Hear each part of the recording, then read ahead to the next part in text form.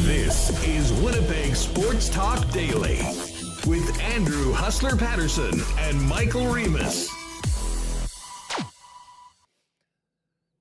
What is going on, everyone? Happy Monday. Welcome to Winnipeg Sports Talk Daily. Andrew Paterson, Michael Remis with you. And, well, what a weekend it was. I did not start off on a very nice note Friday night at Princess Auto Stadium. Well, I'll take that back. It started off on an incredible note.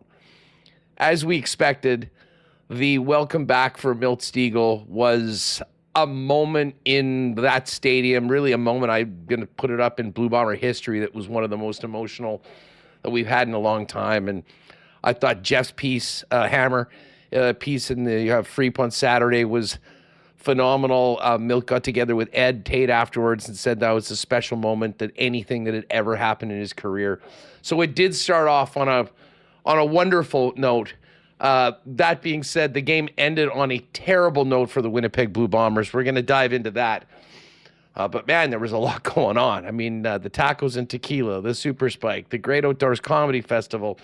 So there was lots to keep Bomber fans' minds off of the game on Friday. And, of course, we did have the great news just as we started the marble race on Friday afternoon, that Gabe Vilardi is back for 6 years with the Winnipeg Jets. Vilardi spoke to the media earlier today. We'll have a bunch of that for you coming up before Mike McIntyre joins us. And while we will talk Bombers, we're also going to welcome in my pal and partner in the lock shop over at Edmonton Sports Talk, Dustin Nielsen, and get Dusty's thoughts on where we're at heading into Week 8 of the Canadian Football League season. Get his thoughts on the Bombers, but also everywhere else in the league. And, of course, the Bombers taking on the Argos this week. Dusty just did that Toronto-Montreal game, so we'll get some good intel on Toronto as well a little later on after Mike joins us. Listen, just before we bring Michael Remis in, welcome to everybody in chat. Great to see you all here. I hope you all had a wonderful weekend. And a huge thanks to the sponsors that make WST happen each and every day. Of course, our partners at CoolBet Canada, Princess Auto, Rolly's Transfer, St. Vital Dental Center, Canadian Club, and Manitoba Battery, Aikens Lake Wilderness Lodge, F Apparel, Royal Sports, Boston Pizza, Little Brown Jug, the Winnipeg Gold Eyes, Assiniboia Downs. We'll do a golf report for Breezy Bend, another major for Scotty Scheffler. And, of course, a Why Not question of the day for not AutoCorp, but Waverly and McGillivray, and fan feedback for fansfirst.ca. Let's get her going. Hit that thumbs up, everyone. Make sure you're subscribed to the channel, and welcome in Michael Remis. Remo, how was your weekend? Yeah, solid. A lot going on, as you said, in the city. The Bomber game, Super Spike, tacos and tequila, outdoor comedy festival, or just straight up heading out to the lake. Bit of a downer with the amount of smoke, but nice to see some rain here today. So feeling good. Bit of a good news day with the Vilardi media availability. I'm fired up about that. And I know many are down on the Bombers. I'm seeing that. But, hey, I think we were way more down on the Bombers this time last year, and they were able to turn it around and get back to the Grey Cup. Now, I don't know if they're going to get back to I'm not going to make any guarantees here, but I think my level of concern meter, maybe not as high as some others, but feeling good here on a Monday. My level of concern meter has raised considerably over these last two games. And listen, the game on Friday was very much up in the air late in the third quarter. And to me, Remo, the entire game turned on, a poor decision by Chris Streveler to throw that football, tried to squeeze it in on the goal line, and it got picked.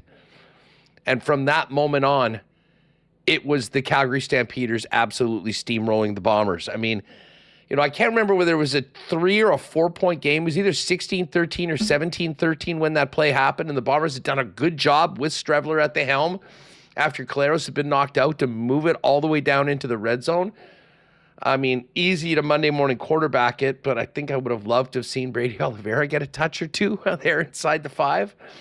But that killed them because Calgary picked up the football and then immediately drove it down. I mean, Bridges, the secondary had a really, really rough night.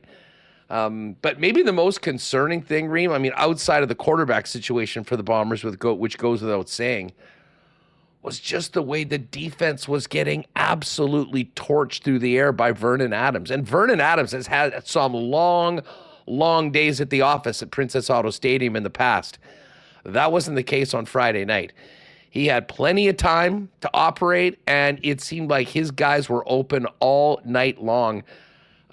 We were looking it up. I mean, what their second down conversion rate was over 60% on the night, and so many of those were 2nd and 8, 2nd and 9, 2nd and 10, and they were moving the chains consistently without much trouble, and that is definitely a concern. But, of course, Reem, I mean, the big question from a Bomber side of things is how is Zach Collaros and what is this team going to do moving forward at the quarterback position if he is not good to go on the weekend? Yeah, when I mentioned my level of concern meter being low, obviously that would be higher if Zach is out long-term. I haven't seen any updates. The only update that I did see was from Ed Tate that he will be appearing on the Handled Internally podcast on the Blue Bombers YouTube channel. I think that makes it a good sign, and that's the podcast where he famously said Joey Chestnut is a top 5 American athlete of all time. And yeah, just looking back at that game, I felt like the Bombers were in it. They were going shot for shot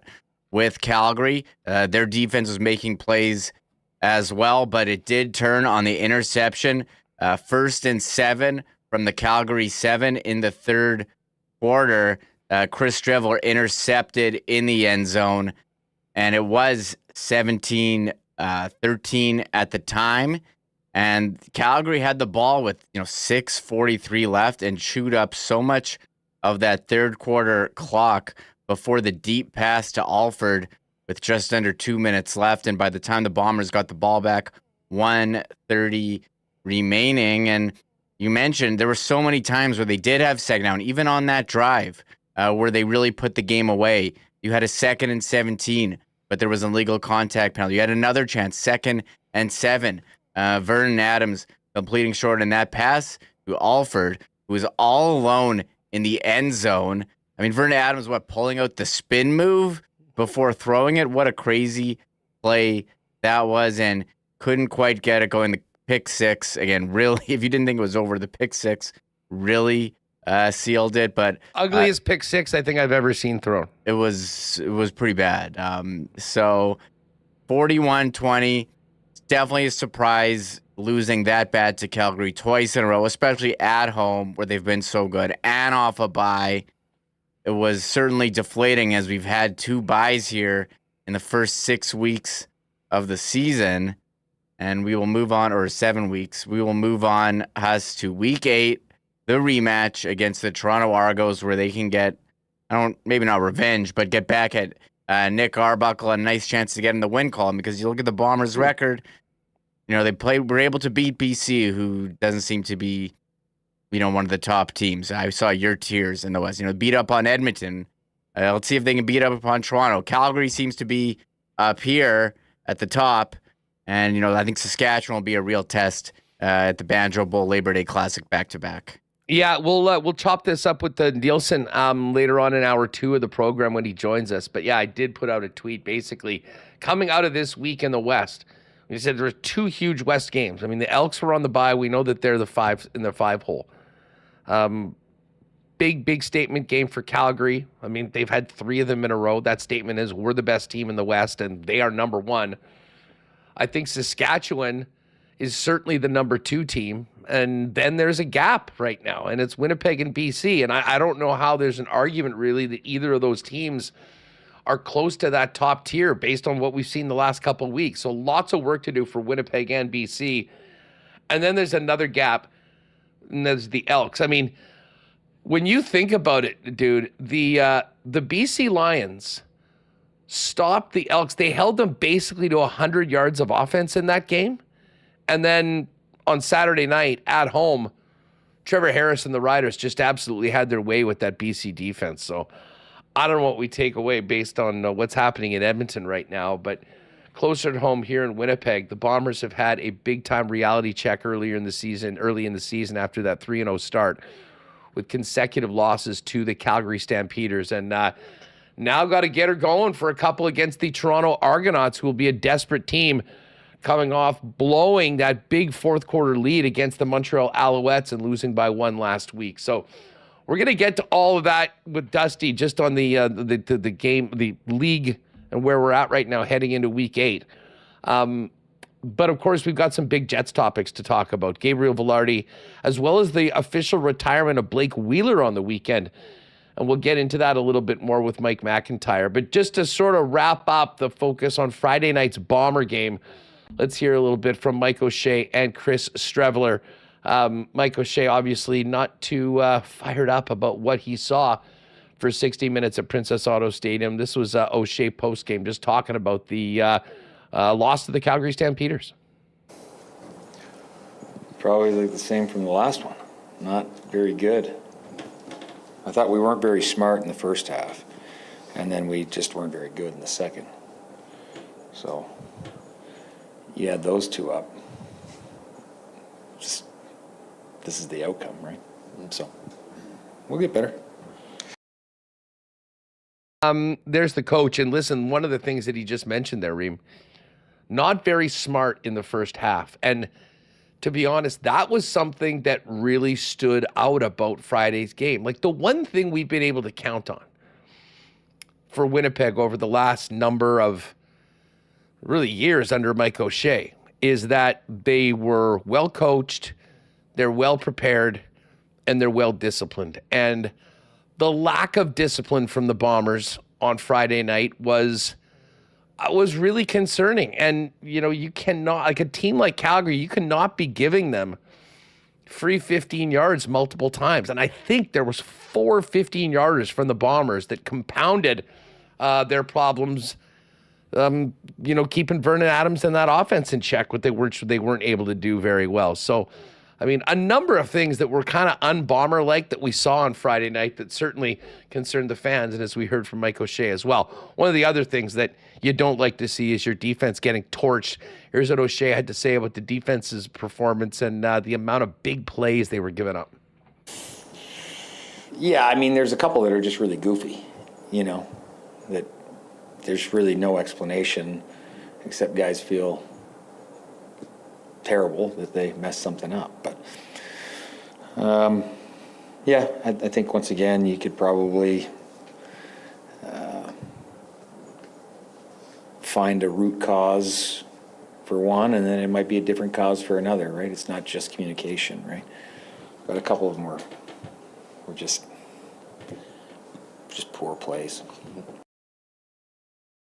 Certainly one of those was the second Alford TD Reeve, and I'm just looking at Leslie Mitchnuck in chat saying, I would still love to know what Bridges was doing on that second Alford touchdown. Did he think it was his job to step up and stop VA from running? Very bizarre play where, on about the 10 or the 5-yard line, Bridges sort of just stopped and turned around and completely lost his receiver who went in unchecked, and there was another 6 for Calgary. Yeah, with Damien Alford. I keep wanting to call him DeAndre. But Damien Alford, I mean, first overall pick, has had an awesome 2 games here for Calgary. 2 catches on Friday, 79 yards, 2 touchdowns.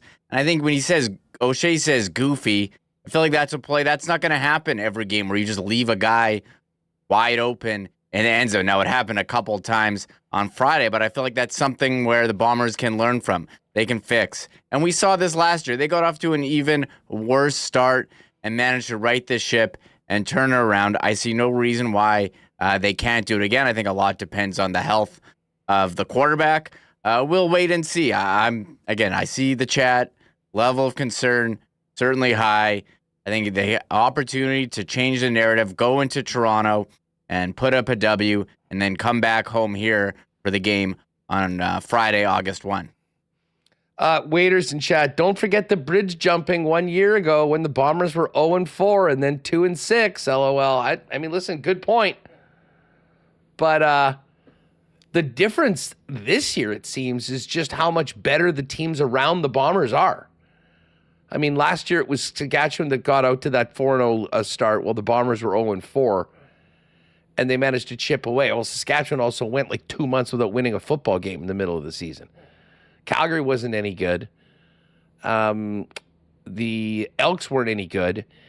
And BC had Vernon Adams. He got hurt. They brought Nathan Rourke back, and it just never really clicked. So I would say the landscape of this West is so different this year. I think the Riders are better. Calgary is 10 times better than they were last year.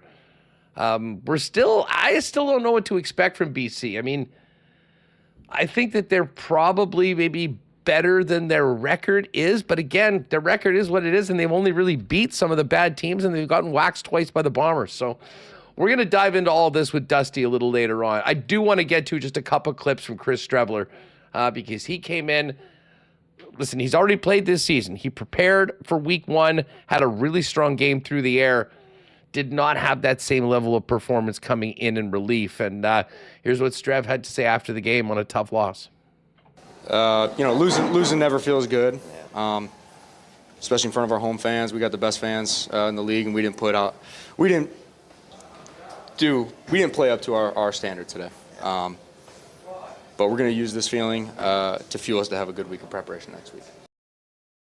All right.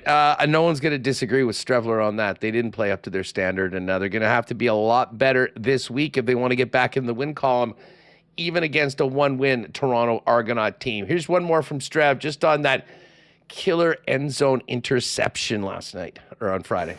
Yeah, obviously you can't throw picks in the red zone, right? So we got to take care of the ball, especially in a close ball game like that. That's on me. I got to be better. I don't think anyone played their best game tonight. So, like I said, we're going to use this as motivation to work hard this week and be better. What is it about Calgary that makes them so good? They're a good team. They're a good team, but I think when we watch this tape, we're going to look in the mirror a lot and see missed opportunities and mistakes and things that we need to clean up, and that's always where our focus is, on how we can be better. Coming off a bye and a loss before that, were you surprised you didn't execute better?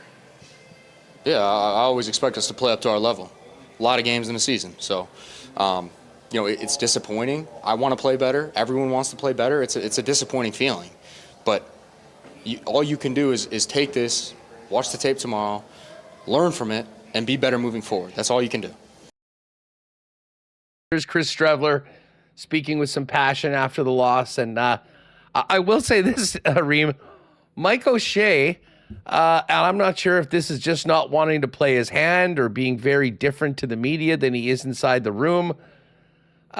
Disappointed, but I don't know. I didn't take a ton of concern from it. And maybe it's because he's the coach of this same team that was 0-4 last year and 2-6 and still managed to win the West and get back to the Grey Cup. Yeah, you mentioned mistakes that they made, and Chris Streveler mentioned that as well, and opportunities that they didn't take advantage of. And I think we'll have to have a wait-and-see approach here. I'm definitely not jumping to any conclusions after Week 7, just after what we witnessed with this very similar team last year. We'll have to wait and see with the quarterback situation. I think it's definitely a concern, losing 2 in a row to Calgary in the way that they did. But they've been in worse situations, managed to turn it around, and you have a great matchup. I don't know how much they're going to be favored by against Toronto, who just had a big loss to Montreal. Montreal, nice comeback by them. So we'll see. What is I don't even know what the line is. Is Bombers by like 3? I'm just going to pull this up right now. I'm not sure that the lines are out yet on CoolBet. They're not there. Okay, so they're not there up right now.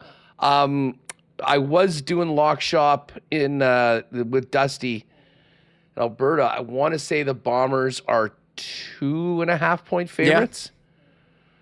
So, I mean, listen, this kind of feels like, the BC-Saskatchewan game last week, the Hamilton-Ottawa game, where you're going to have a line inside 3 points, and it basically feels like a pick 'em.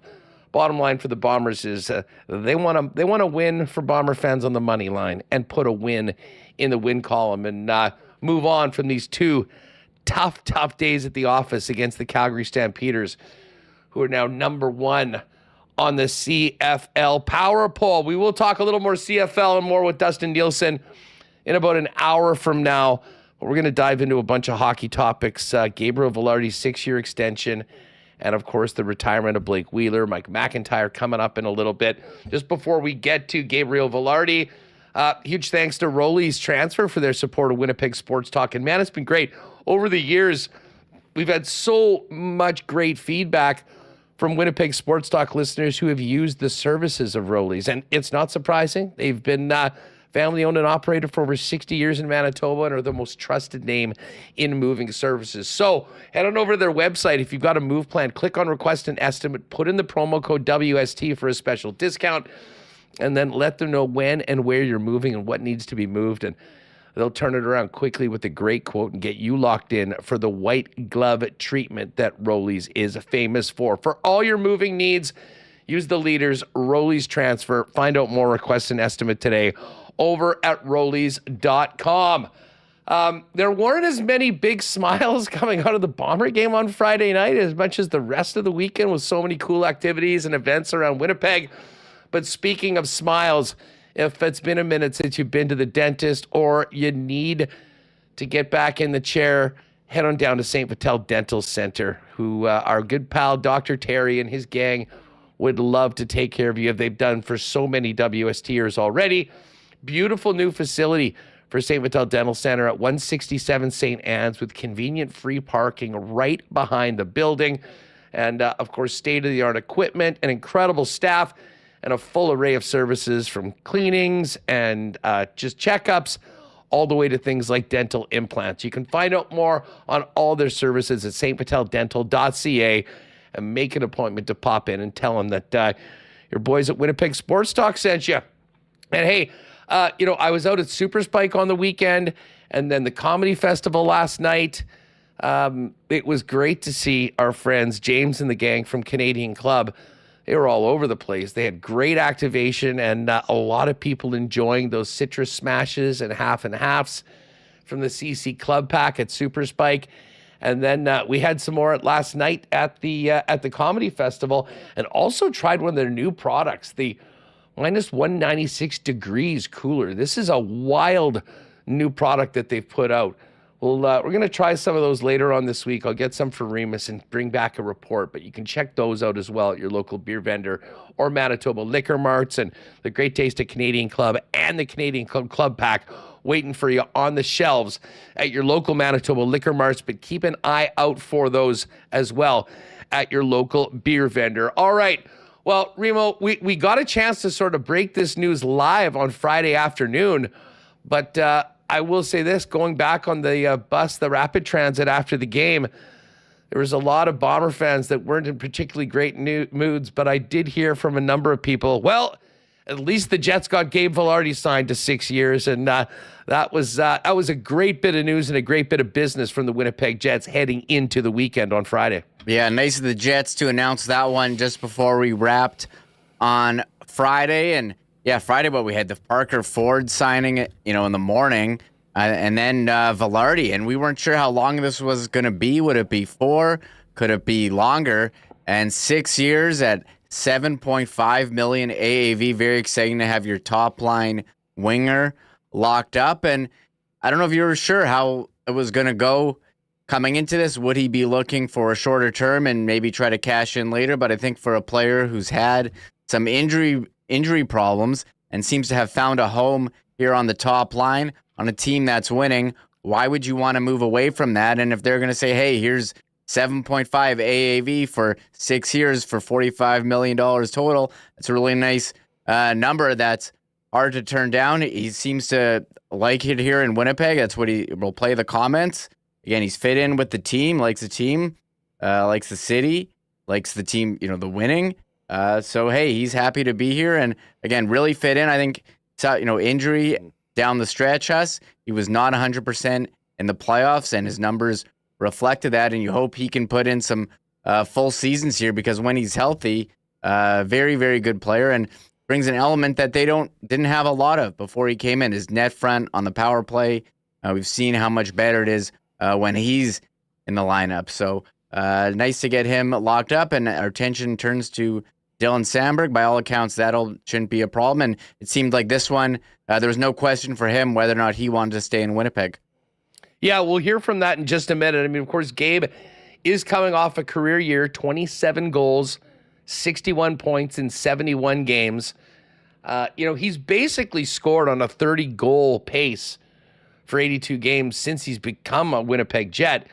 The issue has just been getting in those games. I mean, 47 the previous season, and then, of course, he missed the last 11 games of the year this year. But trending in a real positive direction after early injury history. And listen, I know that Connor and I went through this. I jumped on with him yesterday morning on WST Sunday Live, if you haven't checked it out, and we kind of really dove into the contract. I do know that I think Involving Hockey had estimated that Gabriel Vilardi on a 6-year deal would get $8.4 million AAV. Obviously, it wasn't that number. It was 7.5. And I think there was a little bit of give and take on both sides. I think the Winnipeg Jets probably gave a little bit more term. The Vilardi camp gave a little bit more reasonable number because, of course, Gabe has had some injury issues, and this is some great security for him moving forward. But especially with Nikolai Ehlers gone, Vilardi, a big part of this team moving forward. And, of course, the Line A trade tree now has 2 players coming over from LA, and Alex Iafallo and Gabriel Vilardi, that have both signed significant extensions with the Winnipeg Jets. The other big news on the weekend was Blake Wheeler's retirement. Spend a little bit more time talking about that with Mike McIntyre when he joins us in just a little bit. But let's hear from Vilardi, who spoke earlier today to the Winnipeg media on getting the deal done. Here's Vilardi on his extension. I've been here 2 years now, and I love it in Winnipeg. I think, the opportunity for us to win in our window here of 4 or 5 years is something I'm very excited about, and I want to be a part of. And I love Winnipeg. It's a great spot. It feels like home to me, and the fans, the team, the organization, everybody has welcomed me to Winnipeg since I've been there, and it's been great. So made a pretty easy decision for me. All right, so these Gabe Vilardi, and that will be music to the ears of many Winnipeg Jet fans. Loves it in Winnipeg, feels like home, and let's face it, Remo, from a hockey standpoint, he's come into a pretty sweet situation, knowing that he's riding shotgun with 2 of the Jets' best offensive players, and Mark Scheifele and Kyle Connor. Yeah, for him, big opportunity on LA. He wasn't a top line guy, middle 6 kind of player, comes in and fits really nicely.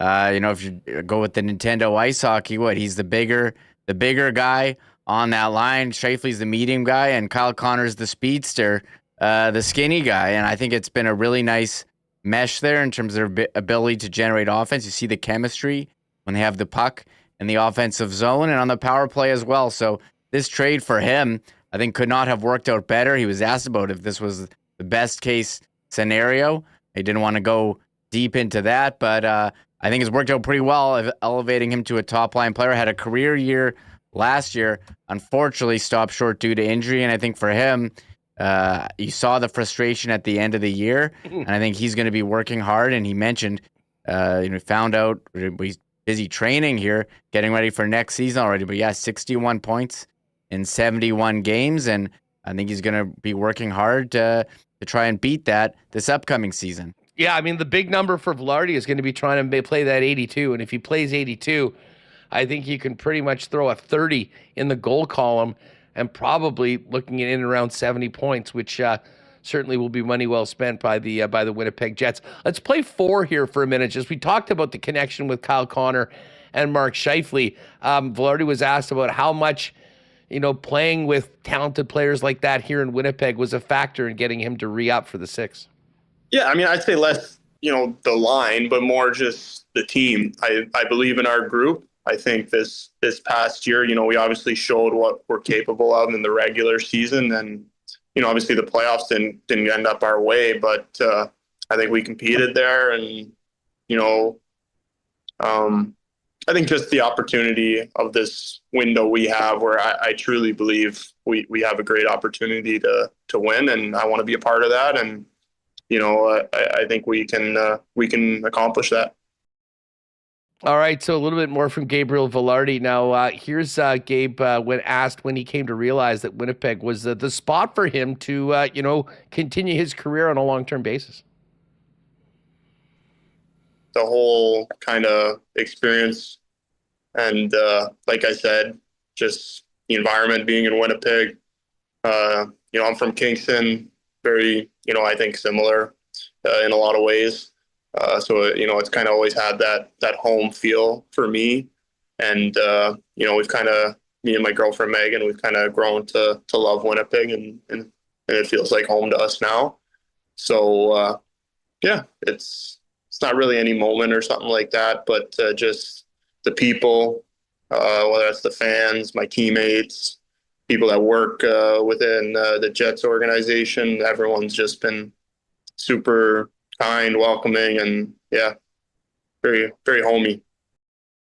All right, so Gabe, just talking about the connection he's got with the team, the city, the organization, the fans. I will say you hear more and more from Alex Iafallo. Iafallo and Vilardi are really interesting cases in that they came here in a trade. It wasn't like they were drafted here. They were traded. You got to go where you get traded. They come here and both decide to extend with the Winnipeg Jets. But, the one common theme you hear from players that are sticking around Winnipeg is just how well they're treated by the organization. And that is incredibly important. I'm not sure that these signings happen. I'm not sure as many of these players stick around in Winnipeg if the team wasn't doing such a great job of taking care of the players in a first-class nature and, really making them feel at home with the team and here in the city. Gabe was also asked just, how did this go? Well, was it a smooth negotiation? Here's what he had to say on that. I wasn't involved in much of the conversations. I don't know what Chevy and my agent were, barking at each other, but I think everything went pretty smoothly from what I heard. And I'm glad to hear that because, from the end of the season, whenever, I started thinking about this stuff, it was never in any questions for me. I always wanted to be back in Winnipeg. So it was important that, we got it done and we didn't get to arbitration, and I don't think anybody wanted that. So it was kind of how it played out was almost inevitable. All right, so there's Gabe, and that was the one thing, when Samberg and Vilardi almost immediately elected for arbitration dates, it was clear that neither of these guys were looking at or interested in signing offer sheets. It was a matter of getting things done in Winnipeg. And the one thing I will say, and we talked about this before on the program. The Samberg deal, the Vilardi deal, everything that had been reported that it was going to should be pretty smooth sailing for the Samberg deal. We weren't as sure about the Gabe one, but to hear him, things went relatively smoothly. And I think that is indicated by just how early in the summer this deal came together. Yeah, I think the ARB dates are usually set early August. So, you set the date. You file for arbitration, that's just part of the process. It sets the deadline, says, okay, now that we have a deadline, let's hammer this out. We both, Vilardi wants to be in Winnipeg. The Jets want him to be part of their team long term. And if you're the Jets, you're a team that, we hear reports about a number of players around the league having Winnipeg on their no-trade list. You have to find an advantage of your own to say, hey, let's try to keep players here. Let's keep players comfortable, treat them well, and they'll want to stay. And I think their rate of re-signing guys, we do like to focus on a small number of players who have, moved on in free agency or have asked for a trade, but the majority of them have stayed and have become parts of the team and parts of the community. And nice to see Gabe re-upping for another 6 seasons. And hey, if he's here, it'll be 8 seasons for a Jet. I'm sure he'll be up some of the all-time Jets 2.0 numbers when it's all said and done. So it's certainly exciting to have him back for another 6 seasons. Yeah, and listen, we can all chip away at these numbers and talk about it in terms of the salary cap and this, make our takes on whether this is a good value deal for the Jets or for the player and all that. One thing that is indisputable is that Gabe Vilardi got a bag, and it's a significant bag, one that, in a lot of ways, life-changing bag, if you will. $45 million that he's going to be getting over the course of the next 6 years. And he was asked if there's any part of this process that's kind of overwhelming, knowing that you're signing a deal that's going to pay of $45 million over the course of 6 seasons. I think it's less about the money and more about, just the position I'm at. It's not like, looking back, I always wanted to be a hockey player. I always worked really hard, and, I always knew this was going to happen. In terms of the money, I'm grateful I can, help my family and, make sure that everyone's set, kind of thing. But, I'm grateful. A lot of people have helped me get to this point, obviously. And, but it doesn't change much. I feel like I have a lot to prove, and I want to keep getting better. So it's not surprising in any way if that's kind of what you were going at, but it is, obviously it does feel good. And, I'm like I said, I'm super grateful to a lot of people that have helped me. Very appreciative, Gabe Vilardi, with the answer to that one. And, it's funny talking about money. We made a crack that, one of the other great things about this signing, Reem, on Friday was the fact that we'll get 6 more years of his girlfriend Megan's TikToks, which are always entertaining. The day of the signing, she put one out holding 2 of Gabe's jerseys and said, "Selling my boyfriend's jerseys to get front row seats for Justin Bieber." I have a feeling that with the signature that was placed on Friday, Gabe can probably just go ahead and buy those seats now and not have to worry about selling game-used jerseys from his closet. Wow, I must have missed that one, but yeah, maybe you got to turn your notifications on, bro. She's become a big part of the Winnipeg social media community with her great TikTok. So that is the side benefit, Huss, of having Gabe here for another 6 years, another great 6 years of Instagram, TikTok content for sure. Yeah, and hopefully a lot of goals and a lot of success for Gabe. And of course, we know what he means to the Jet power play as well, particularly with the loss of Nikolai Ehlers. Now, listen, one thing that I think we all appreciated with the length of this deal, a player coming from LA with a lot of options, deciding to stick around with Winnipeg. And we've heard from Gabe, how much he likes it here and it feels like home. Gabe was asked during the media conference about, the perception that some have of Winnipeg as a visiting player, of why it sort of has a reputation that gets them on a lot of no trades and whatnot. And this is some interesting stuff from Gabe on perception versus reality of Winnipeg and what it's like being a Jet. I think, perception is tough. I mean, for me, example, when I played in LA, you come to Winnipeg, you're staying on Portage, you don't really leave that downtown area. So it's freezing cold and you're like, wow, like it's kind of dark. It's not something that, you're looking forward to going out and enjoying dinner kind of thing. But once you get to Winnipeg and, you leave the downtown area and you go to your neighborhoods, the River Heights, the Tuxedo, whatever it is.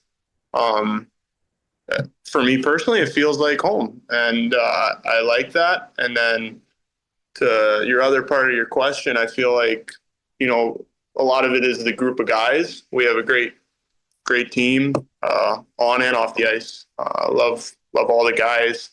And I think the opportunity is something that you can't overlook. I mean, we have a good team, and I truly believe we have a team that can win. So if you're an outside guy looking in, I mean, you have to figure out what you want. Do you want to go live in the warm climates and maybe play on a worser team, or do you want to come to Winnipeg and sure, it's -30, but you're gonna be on a good team. And I mean, at the end of the day, for me, it's about hockey. I want to win. I want to be a good player. That's my top priority in life. So it's easy to, overlook the cons and look at the pros for me.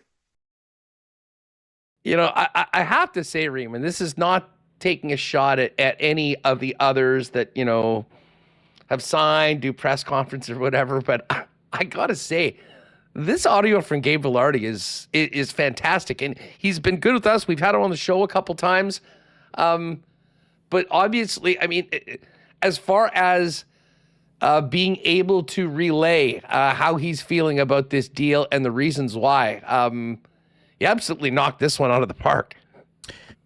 Gabe always gives a thoughtful answer. He says what he's feeling, and he doesn't hide behind, generalities. And he says, hey, and I think Nino Niederreiter said that as well coming here. Like, you stay downtown, you probably don't know a lot about the city. And it is cold. And he said a couple times in this media conference that feels like home, and he's from Kingston, and him and his girlfriend have found a spot in a neighborhood here and enjoy living in Winnipeg. And I think for players who do come, and all they see maybe is the airport and, the Portage and Main where you couldn't even cross the street before. Now you can. You're probably like, what the heck is this? You can't even cross the street.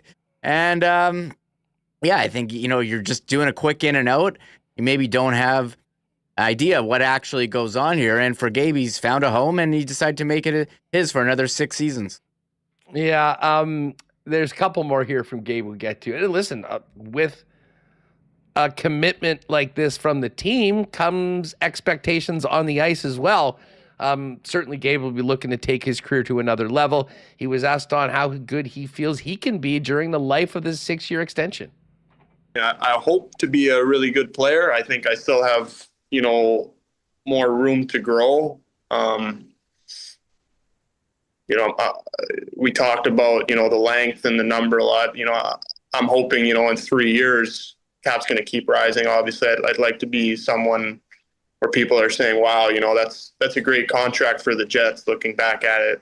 I know everyone has their opinions on the number. Some people say too high, some people say too low. That everyone's entitled to their own opinions. I just want to keep growing and developing my game. And in terms of my ceiling, I don't really know what my ceiling is. I'm not going to sit here and say it's 50 goals or 60 goals, because even if I did achieve that, it's still not good enough. You always can keep climbing. I think that might be the first time I've ever heard a player sign an extension and say, halfway through this deal, I hope people are looking at it and say it's a great deal for the team, not necessarily the player.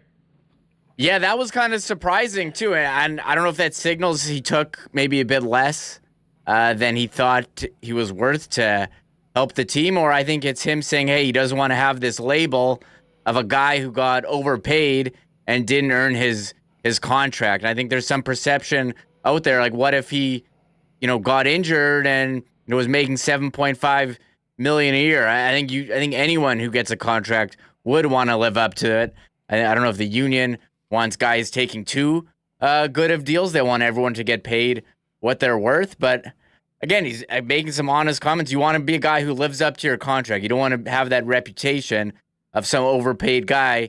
We've seen fans get on certain players, maybe not because their performance is inadequate, but performance relative to salary may not be there. So I appreciate Gabe's honesty. I love hearing his comments, and again, looking forward to seeing him suit up in October, but it's currently July 21, so nice having some news here to discuss. Yeah, no doubt. Now, we got one more clip, and then we're going to bring Mike McIntyre in. Of course, the biggest offseason news for the Winnipeg Jets, on a positive note, was the return of Jonathan Toews to the National Hockey League and choosing the Winnipeg Jets as the team that he will do that with. Vilardi was asked on what he thought about getting Jonathan Toews back into the league and now as a teammate with his Jets. Super excited. I grew up watching John, and I think him bringing that experience, that he's won 3 cups. He knows what it takes. I think it's good for us in the locker room, on the ice. I'm super excited to meet him. I sent him a text when he signed. I told him how excited that the team is to have him. I think for him, missing that time, it's obviously he's going to have a tough situation coming back, and obviously getting back into the groove of things, and hopefully myself and the guys, we can help him feel comfortable and get him back going kind of as quick as he can. But it's super exciting. All right, so there is Gabe Vilardi. Some great comments from his media availability earlier this year. Mike McIntyre was one of the scribes hitting him with the questions earlier today, and Mike's going to join us in just a minute. Hey, before we do that, it was a glorious night at Princess Auto Stadium on Friday, result of the game notwithstanding. And we'll be back at Princess Auto Stadium probably with another sellout. It's trending that way. Friday, August 1st, heading into the August long weekend. Your next chance to get out to Princess Auto Stadium and watch the Bombers. Of course, Princess Auto, great sponsors of Winnipeg Sports Talk and the Bombers' home. Of course, Princess Auto, headquartered and founded right here in Winnipeg, now coast to coast, but with 3 locations to serve you in Manitoba, where you'll find the best deals on the most unique assortment of tools and equipment around. Everything you need to complete the projects on your list or start something new waiting for you at Princess Auto.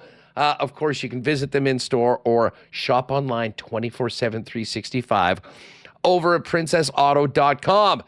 Another great weekend out at the lake for many folks, whether you're camping, on a boat, rocking ATVs. You know you need batteries, and Manitoba Battery is once again powering Winnipeggers and Manitoba's summers with the best prices on batteries for everything you need to have a great summer. It is time to wake up Winnipeg and stop overpaying for batteries. You'll save up to $60 a battery for some types when you shop local and do it at Manitoba Battery, as opposed to wasting time and money at the big box stores. Pop by and see him. 2 locations in town, Logan Avenue, Dovercourt Drive. You can give him a call or order online at manitobabattery.com. And of course, Donnie and his great team will deliver those batteries to you for free anywhere inside the perimeter with any purchase over $60. It's just that easy. Manitoba Battery for all your battery needs. Online at manitobabattery.com. And hey, wedding season is in full swing right now. Guys, if you're looking into your closet and realize you need to up your menswear game, don't wait. Get on down to F Apparel, 190 Smith Street downtown for the best in custom men's clothing, including custom suits at just over $400, chinos, golf pants, custom shirts, both tucked and untucked styles, the best selection of menswear accessories. And hey, if you are getting married or in a wedding party, make sure to talk to the fellas at F about a special discount when the guys get their suits for the big day at F Apparel, 190 Smith Street downtown. Online at F, that's EPH Apparel.com. All right, let's bring Mike McIntyre into the program from the Winnipeg Free Press, fresh off of the Vilardi signing in the presser this morning. Mike, great to have you on the program. And first up, got a chance to meet your son Parker on the weekend. Great to meet Parker. He popped by and said hi out at Super Spike. You were everywhere this weekend, Huss. So was Parker, actually, because we were also at the Great Outdoor Comedy Festival this weekend. I understand you were there last night, too? I was there. I did not realize that Theo Vaughn had such a big rivalry with Mayor Scott Gillingham. Oh, boy. But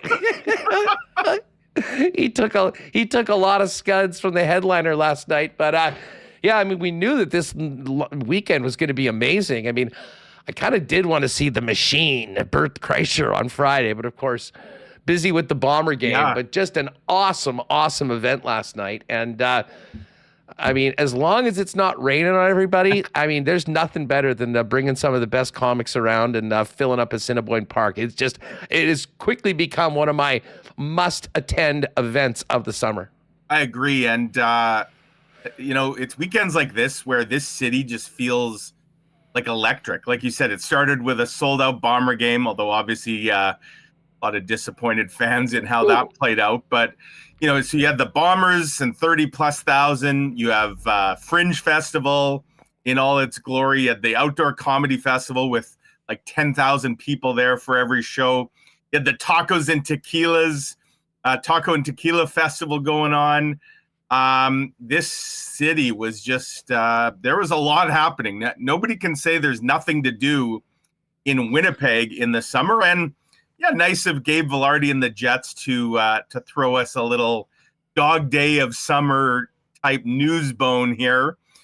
So we can also think about a little puck while we're enjoying all that this province has to offer. Well, I was just telling Reem, I mean, I pretty much always take the rapid transit down to the Bomber game. And, obviously after there were some grumbling Bomber fans were getting on, but I heard on more than one occasion, well, hey, at least the Jets got Gabriel Vilardi signed to 6 years. So there was a bit of a silver lining. It was great for us. We were just about to do the marble race. So we got the news and got to react live on the air on Friday afternoon. We're all used to the Friday afternoon news dump, which, in news circles, that traditionally means bad news.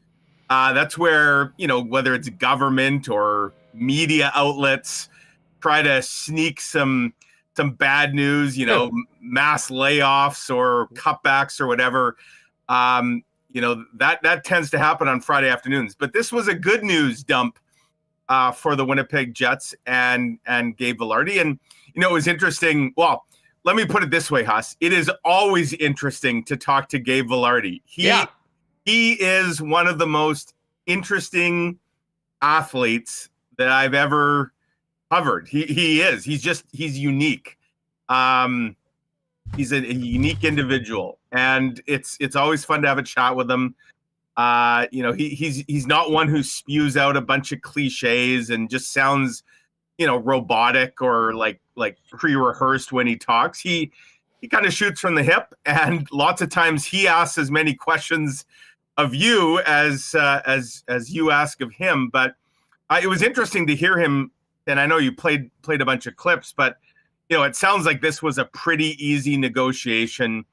Kevin Cheveldayoff told us back on whatever it was, July 1, not to read anything into the arbitration filing. And I don't think anybody was panicking when it came to getting a deal done. But, to hear Gabe Vilardi in his own words today talk about what a great fit Winnipeg is, not just the team, but also the organization. There'll be some people, I suspect, who love the fact that he mentioned his girlfriend, who is a Southern California product, very active on TikTok, very popular. But he mentioned that she loves Winnipeg, which that kind of, I guess, pokes a little bit of a hole in the narrative that nobody wants to play here, nobody wants to live here. I actually asked Gabe about that today, and he admitted as a guy when he was with the Kings and he'd come here in the winter for the one game and it's dark and it's cold and you're just staying downtown and all you're seeing is the airport to downtown and the rink. He said that the perception of Winnipeg can be a tough one, but when you spend some time here as he now has and realize what this city has to offer, that the reality is quite a bit different than the perception. And I think there's now a long list of Winnipeg Jets who've kind of discovered that. I guess for the rest of the league that hasn't, I mean, they're lost, right? You mentioned Meg. I was telling Remis that on Friday, she actually had a TikTok out that she was holding a couple of just jerseys. Yeah. And she said, I'll be selling these jerseys to get front row tickets for Justin Bieber. And then, of course, the contract dropped. And I don't think they're going to need to be selling those jerseys to get some prime Bieber tickets.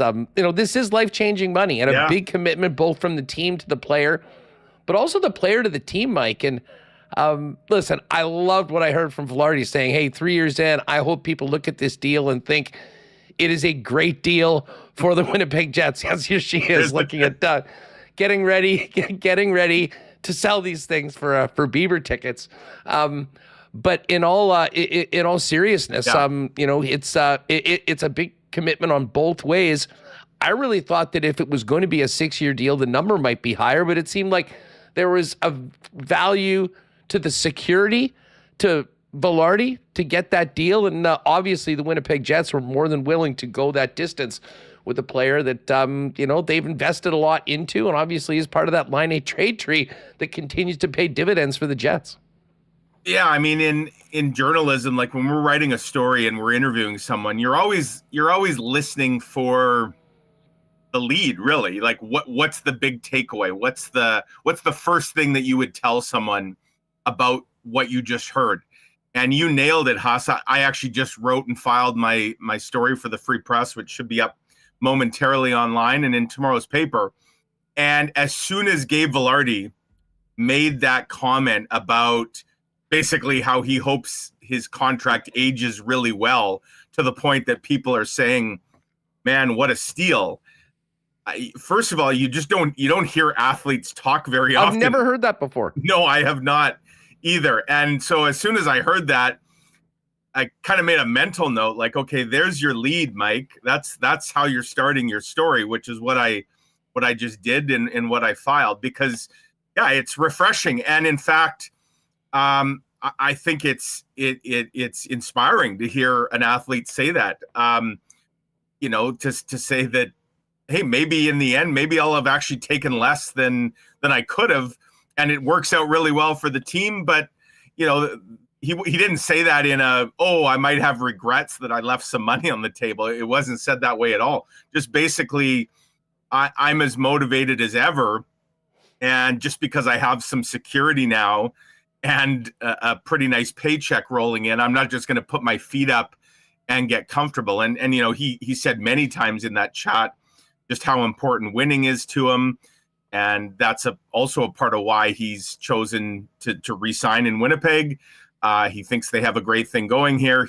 There's a bunch of core guys with the same kind of mindset. So, yeah, I think for fans, that's got to be music to your ears to hear a player say, I'm going to do everything I can to make my contract look like I got ripped off, basically, in layman's terms. And that's refreshing to hear. What were your expectations for a Vilardi deal as opposed to what we actually got? Yeah, I honestly thought something more in the 4-year range might make sense for player and team, in that, because again, Gabe Vilardi's just coming off like career high year, obviously in many facets, games played, goals, assists, points. The games played is a big one. That 71 represented a career high. So, it's still even though he's 25, there's still a relatively small-ish sample size when it comes to what he might ultimately be. And certainly health is a big question mark, or has been a question mark. So, I thought 4 years, it buys, it's sort of a balance of risk reward for both sides, but it also leaves the door wide open to really cash in big time again in 4 years if the player kind of hits on what he expects.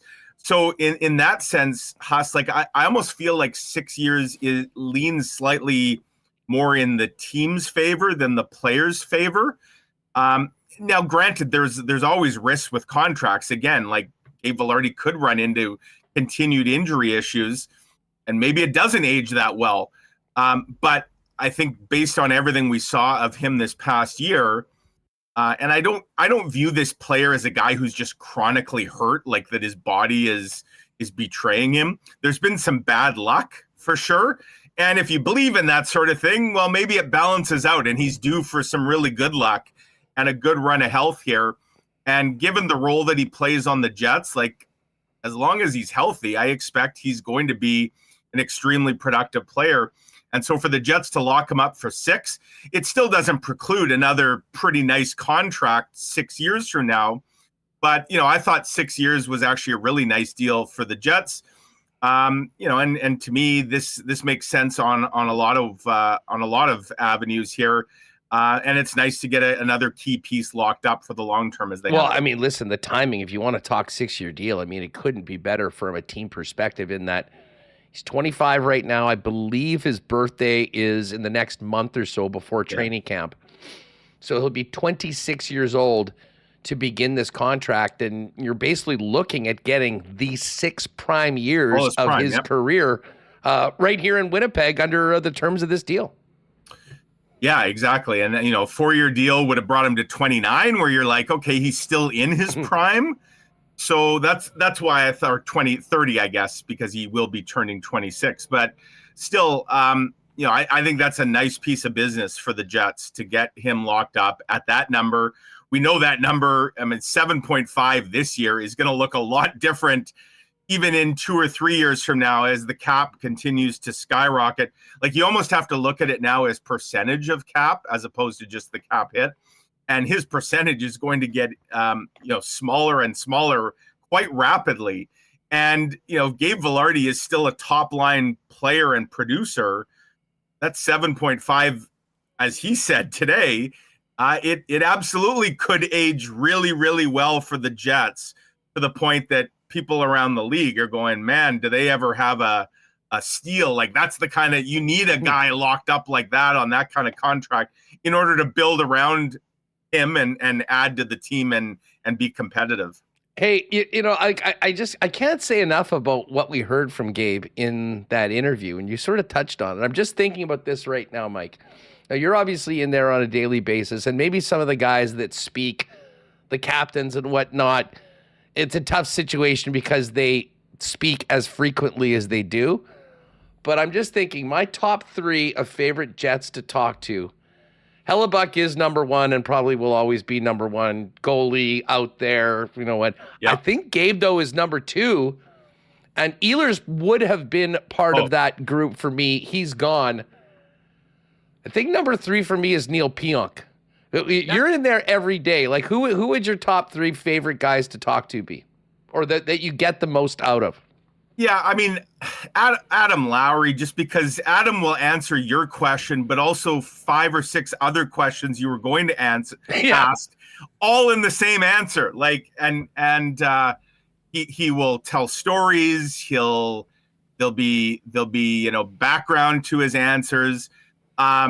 If you're short on time, though, Adam Lowry would not be. I always laugh when they have Adam Lowry on the first intermission walkaway interview or whatever on TSN, like during the broadcast, where they probably runs long, like where they have to shortchange commercials because he talks, he'll give such great answers and insight.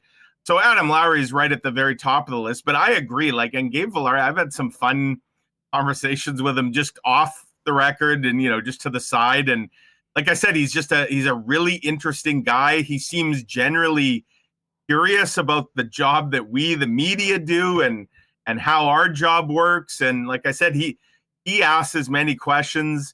And if he doesn't totally understand a question, he'll make that clear. I don't know if you caught Huss. I didn't see what the Jets clipped and where they started the Zoom today, but I mean, like there was just great comedy where Gregor Buer, who's one of the PR guys, Gregor was hosting the Zoom today, and Gabe discovered, because he saw Gregor's name written on the Zoom chat, that Gregor is spelt with an E. And I guess Gabe didn't realize that. And in fact, he said that he's been spelling it with an O, I guess, in text to Gregor. And then he's saying to Gregor, like, why didn't you tell me that? A long time ago. I feel bad that I've been spelling your name wrong. But it was like classic, absolutely classic Gabe Vilardi. Just it kind of speaks to the person he is. He's a fun guy, and don't mistake. I guess sometimes he might come across almost as fairly even keel. Like maybe you don't always hear the passion in that in his voice, but to hear him talk today about winning and that's all that matters to him. That's what drives him for sure. I think that's what drives any elite athlete. And, they got a real taste of it, of course, this past season, and he's front and center on this team. So, looking forward to see what he can do. Obviously, now his contract mirrors Mark Scheifele. They both are locked up for 6 more years. We'll see what happens with Kyle Connor in the near future, but it is entirely possible, Huss, that Winnipeg's entire top line, by the time we get to training camp, could be locked up long term. And there's probably not a whole lot of teams around the league that you can say that. Well, listen, while you bring up Kyle Connor, I mean, we may as well get to it. And we've all kicked around what that number is going to have to look like to get KFC done on a long-term deal, Mike. Nothing's done until it's done right now. Are you hearing that? Have they talked to Kyle Connor at all? Is this something that, might come in before training camp? I would imagine they certainly don't want it to end the way the Ehlers contract did, with him walking at free agency.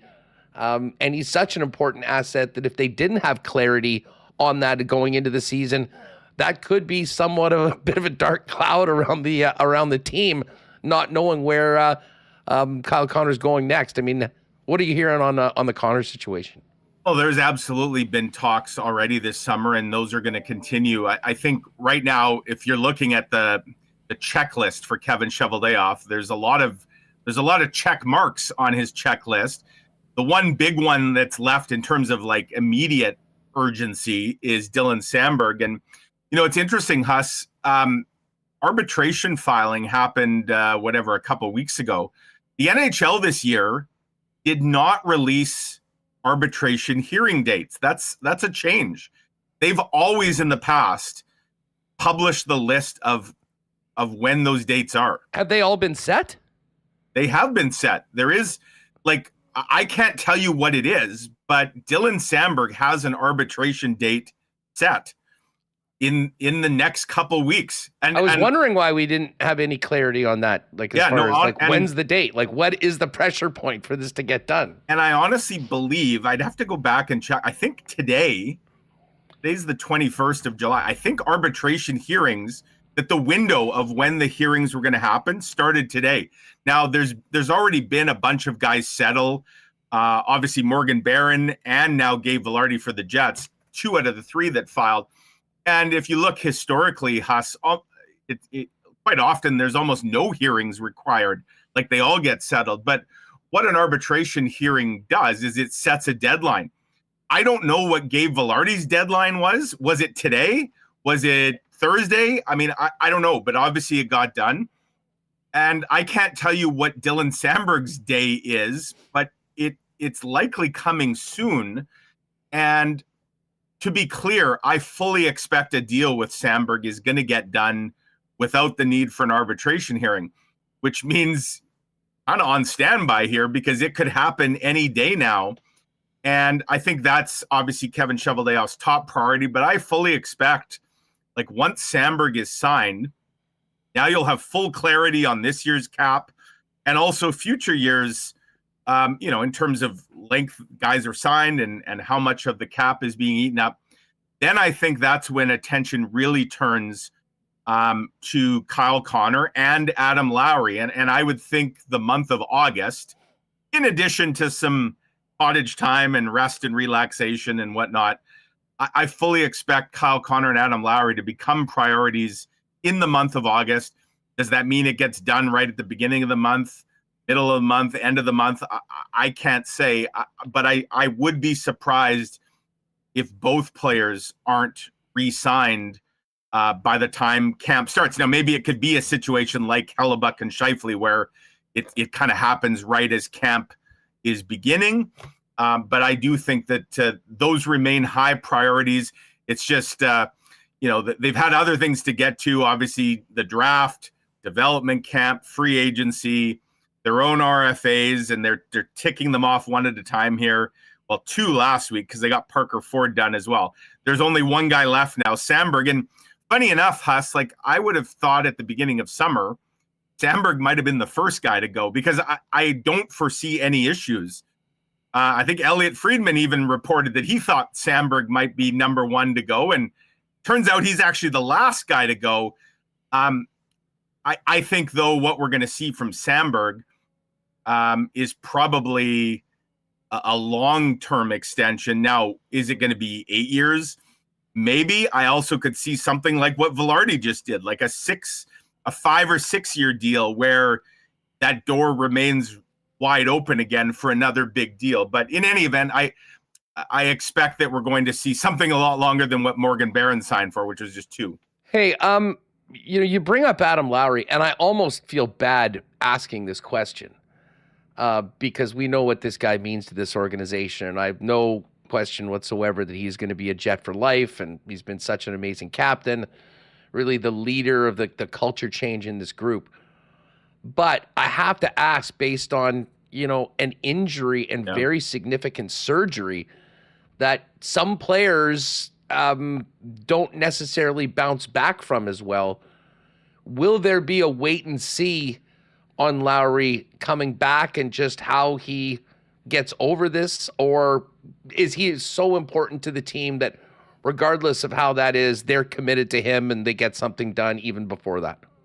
Yeah, the latter. I mean, to me, He's so important to them. They recognize his value. Like Adam Lowry brings value beyond what you can measure on the stat sheet, and he brings value just to the whole organization, like what he does in the community.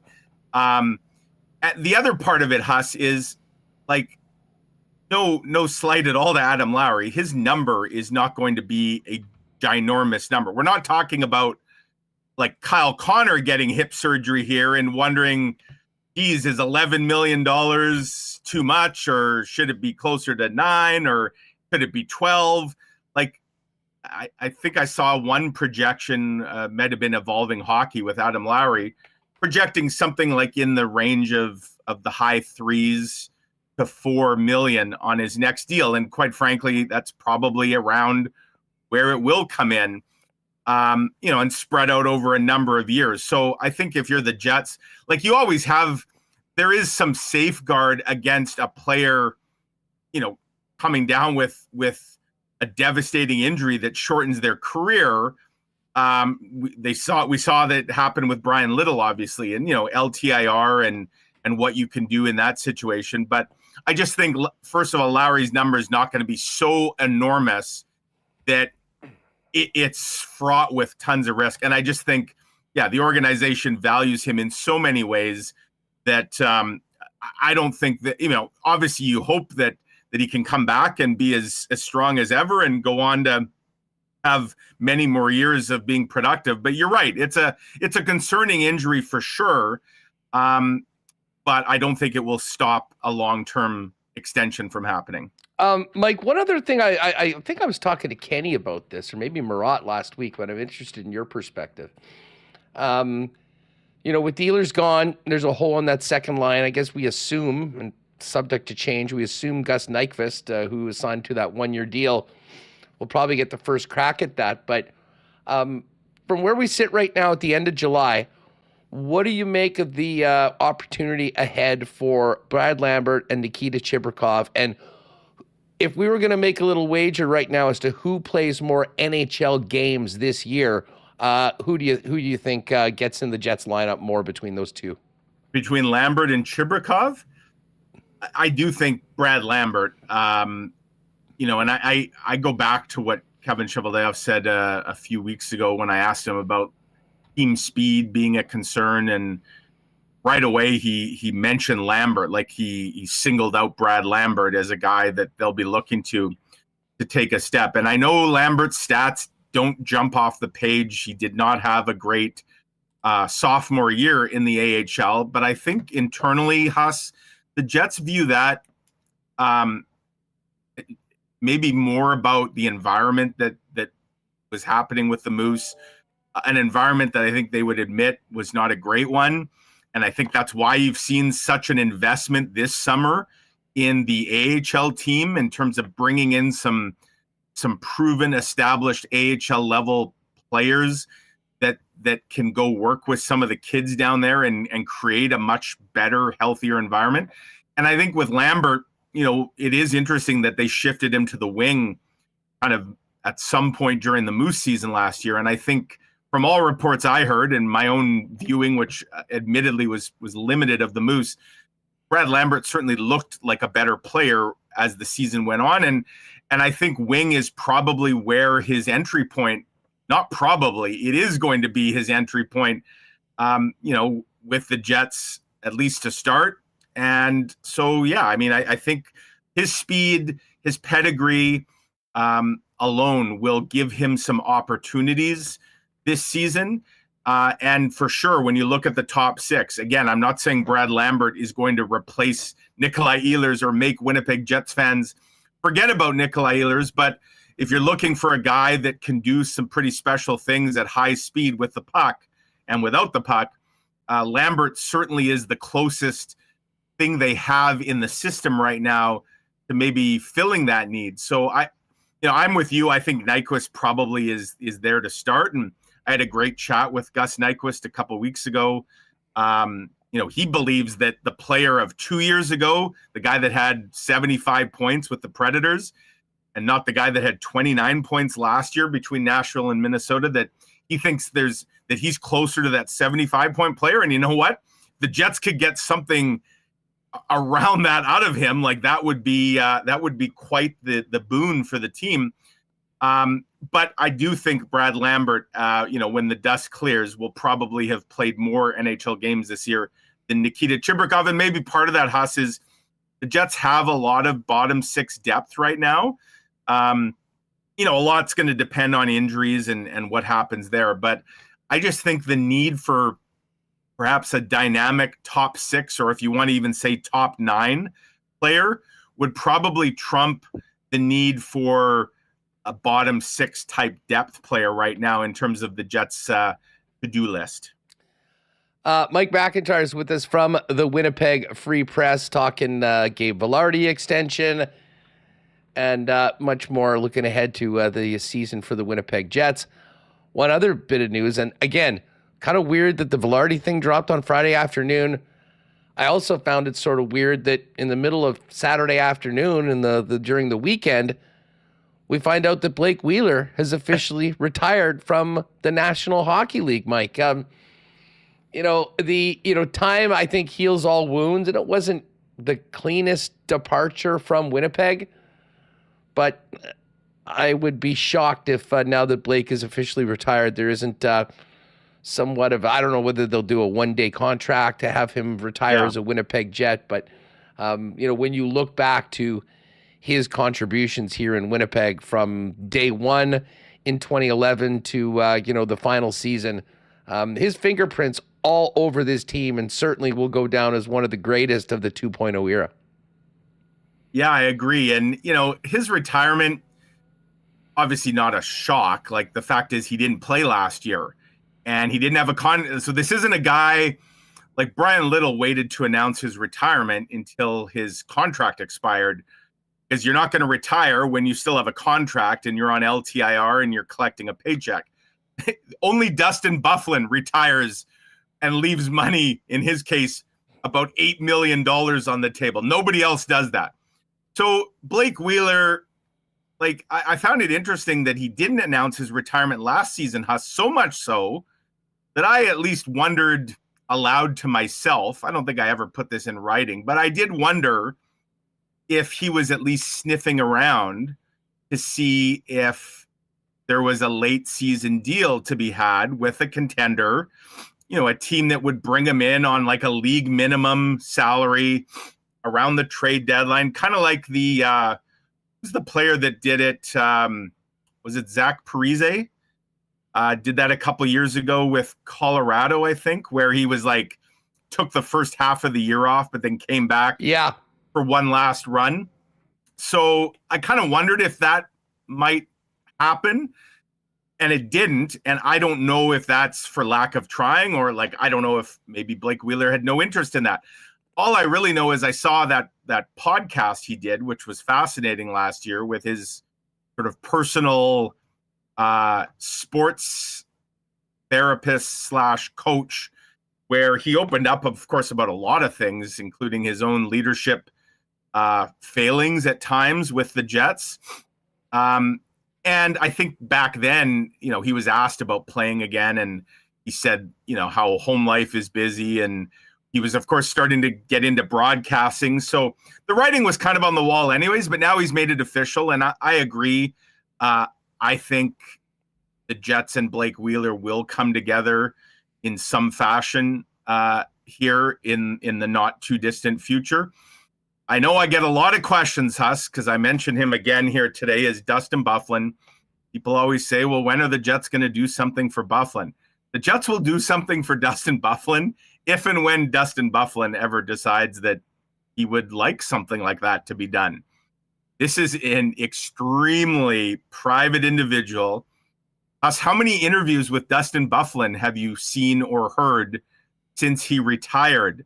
I think the answer is 0. Yeah. He may have I think there's been a couple times where he made a few comments at a fishing derby or something that he was at. This is not a guy that wants to spend 1 second reflecting on the past. And, he's done a couple things with the Jets. I think, wasn't it with Blake's 1000th where he recorded the video message? And then also Connor Hellebuck, when he had the big achievement this past season, he recorded a message, and Buff always gets the loudest cheers when fans see his message. The Jets would absolutely love to do something, I think, to honor him as well. But you need two to tango, as the saying goes. Yeah, it would be. I'll tell you what. I mean, the Jets have put players together into the Hall of Fame before, and knowing that Mark Scheifele and Kyle Connor and Connor Hellebuck's time is well down the road, it wouldn't surprise me if there was a bit of a group of that first edition of the Winnipeg Jets. Wheeler, Byfuglien, Little. Brian Little, exactly. So it would be very, very cool, whether that happens this year or in the future. And I wouldn't be surprised if that's sort of the way that it shakes out. They could even throw Andrew Ladd in there and make it a quartet, I suppose, as well. Yeah, I don't know if Ladd. Listen, I know Ladd was the first captain, but you can't put everyone in. And when you compare the length of service in Winnipeg, the accomplishments of to me, those three players are sort of in a different category. Now, if Ladd ended up signing an extension and playing through with the Jets like Wheeler did, and Buff did, and Brian Little did, then we're probably having a little bit of a different story. But I think those three keys. When someone asks you like, what stands out about Blake Wheeler's time with you? Now, being a writer, I'm sure many of the things that pop out potentially is after games or in front of microphones, but maybe more so as a player and as a Jet. What stands out to you? So, maybe it's because I covered crime for 20 years and I got used to people slamming doors in my face, telling me to F off, threatening me. Honestly, Blake Wheeler's act, if you want to call it that, that never bothered me. I actually kind of got a kick out of it. I know not all my journalist colleagues would necessarily feel the same, but it never bothered me. I remember, I have some memories of Blake Wheeler when things weren't going well. And, I guess as Father Time started to catch up, and I can think back to a few times when I was on Jets road trips, and, they'd open the room after a game, and Blake Wheeler would be sitting there alone in his stall after a tough game where, maybe things hadn't gone well for the team, but also him. And he's the captain, so he had to speak because we had asked for him. And he a couple times I remember walking in and his head was buried in his hands, and it almost seemed like a big undertaking just to get up and say a few words because it was wearing on him so much. And, contrast that with the guy that we'd see on the ice who, was fearless at times, right? Who would cut to the net, the injuries that he suffered at times and played through that time he went into the door. I think I was at that game in Dallas. Yeah, I thought he was dead. Not only did I think he was dead, Mike, but I mean, if you recall, and I'll have to check the date, but it was late in the season, and the Jets were out of it, but not officially out of it. Now there was 4 or 5 games left, and they had to win. Remis says, late March 2014. And that happened relatively late in the third period, kind of 5 minutes, 6 minutes left or something like that. And exactly. It was a horrifying visual.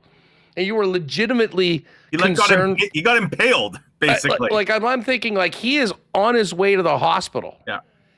And then 2 minutes later, he comes out with their season on the line and plays the last minute and a half or whatever of the game, trying to get a goal that would extend the Jets season. And there it is. That was the player. I remember being on the show the next day, talking about it and saying, ladies and gentlemen, that is your next captain of the Winnipeg Jets. And he did that. I mean, listen, the other one that really stands out to me, speaking of just the warrior nature of him, is the game where we all remember he fractured it blew up a testicle.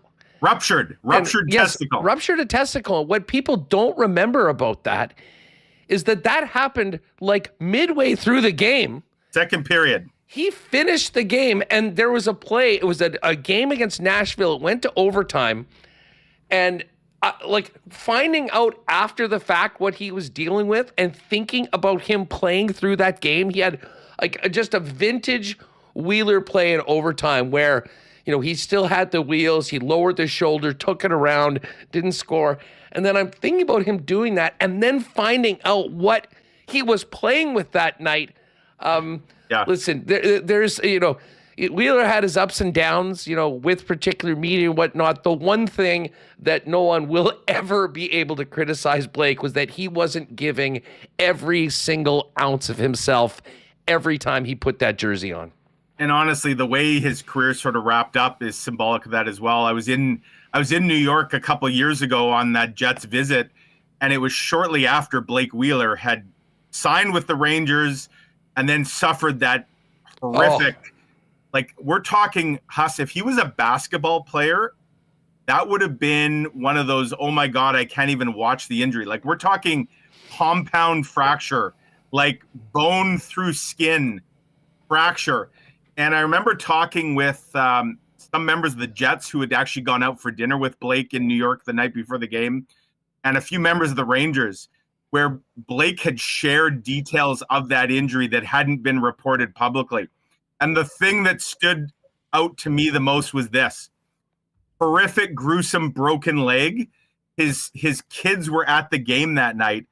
Blake Wheeler, if you remember the way he crashed into the boards, he then tried to skate off the ice. Yeah. And he kind of did. And then he collapsed like outside the gate. And he told friends and colleagues, and the reason he did that is he didn't want his kids to see him stretchered off the ice.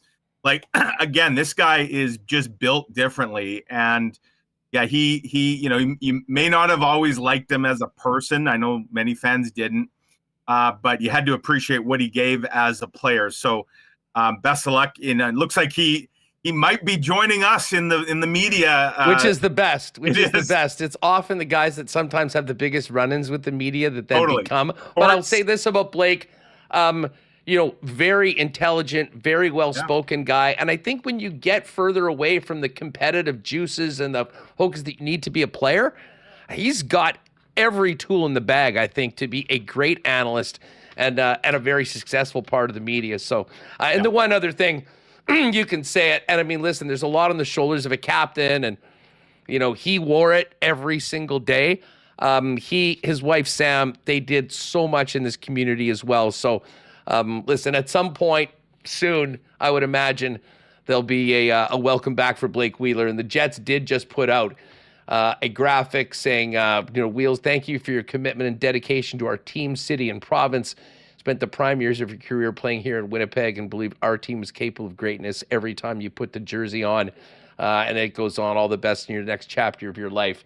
And congratulations. And there's a picture of, he and his beautiful family on the day that he played his 1,000th game. Mike, great chat. Lots to get to today, which is nice for late July. Some things to talk about. Have a great one, and we'll look forward to more from you in the pages of the Winnipeg Free Press. Right on, Huss. Have a great week. Good stuff. All right, we are going to welcome in my guy, Dustin Nielsen from TSN, and of course, Edmonton Sports Talk in just a minute. Hey, now that Vilardi is signed for 6 years, you can head down to Royal Sports and pick up that 13 jersey, knowing that he's not going anywhere. Of course, Royal Sports is your number one spot for Jets merchandise, jerseys, and more. They've been selling lots of Taves lately. Maybe some Vilardis will start running now that he's got that extension. Tons of great Bomber gear, including many exclusives that you won't find anywhere else. And, of course, soccer, baseball, tennis, bikes, massive Yeti section, everything you need to make the most out of our Manitoba summer. 750 Pembina Highway and at Royal Sports Winnipeg for the latest merchandise drops and sale information.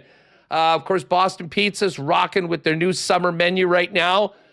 Might be a great day to pop over for a few schooners, some world-famous BP wings, a gourmet pizza, and watch the red-hot Blue Jays go at it against the Yankees. We've got a big, big game tonight. We'll get to that one in the Coolbet lines a little later on. Hey, if you are staying at home, though, and you want to get it hot and fresh to your door, I did this last night after the comedy festival.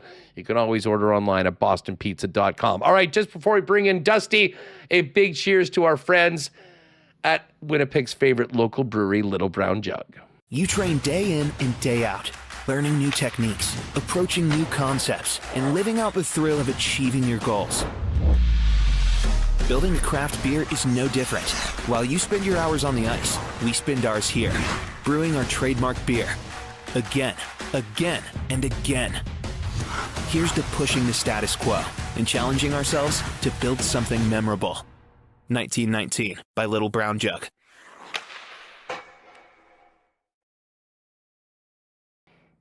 All right. Speaking of Little Brown Jug, plenty of generics being enjoyed last night at the Outdoor Comedy Festival. I will tell you that.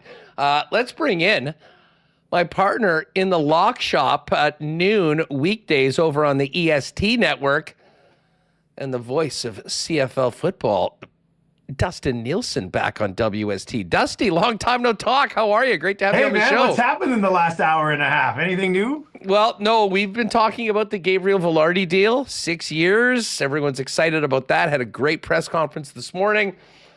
But I will say we did spend some time at the beginning of the show trying to peel back the onion of a kind of shocking loss of the Bombers on Friday night. Yeah. Now, you were not doing that game, but I know paid close attention to it. I mean, just thoughts on where we are 7 weeks into the season with the Western Division and the Calgary Stampeders as the class of the league so far.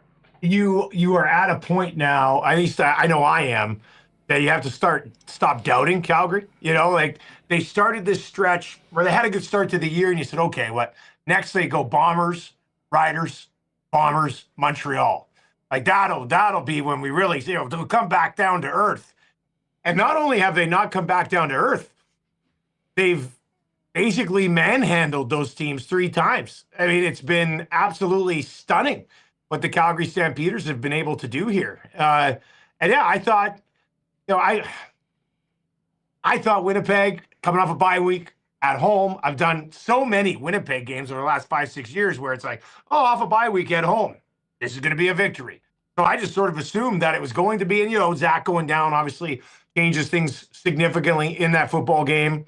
But the combination of Vernon Adams completely changing, their expectations and production of their offense, a first overall pick that looks like a cheat code. He's been outstanding. Oh my God, is that guy's guy a good? freak. He's a freak. And then obviously the defensive side of the ball, their defensive line is the best in the league right now, which, it's funny.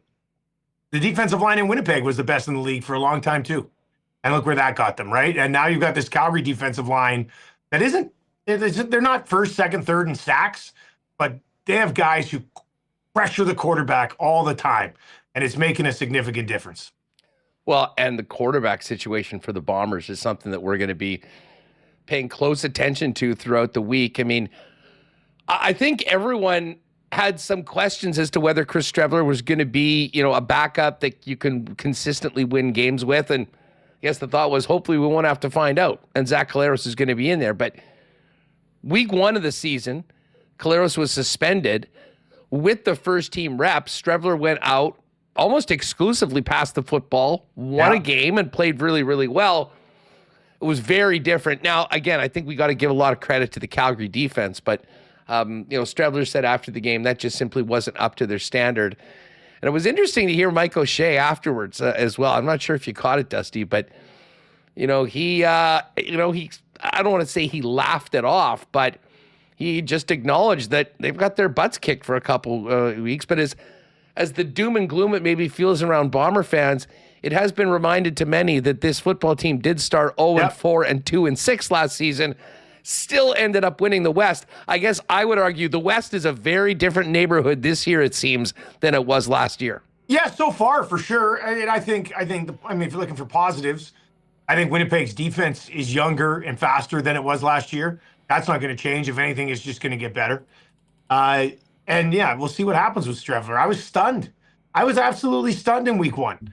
I thought, okay, maybe they can grind it out. It's a heavy run game. And then they lose Brady Oliveira and you go, oh, there goes the run game. Well, what are you going to do now?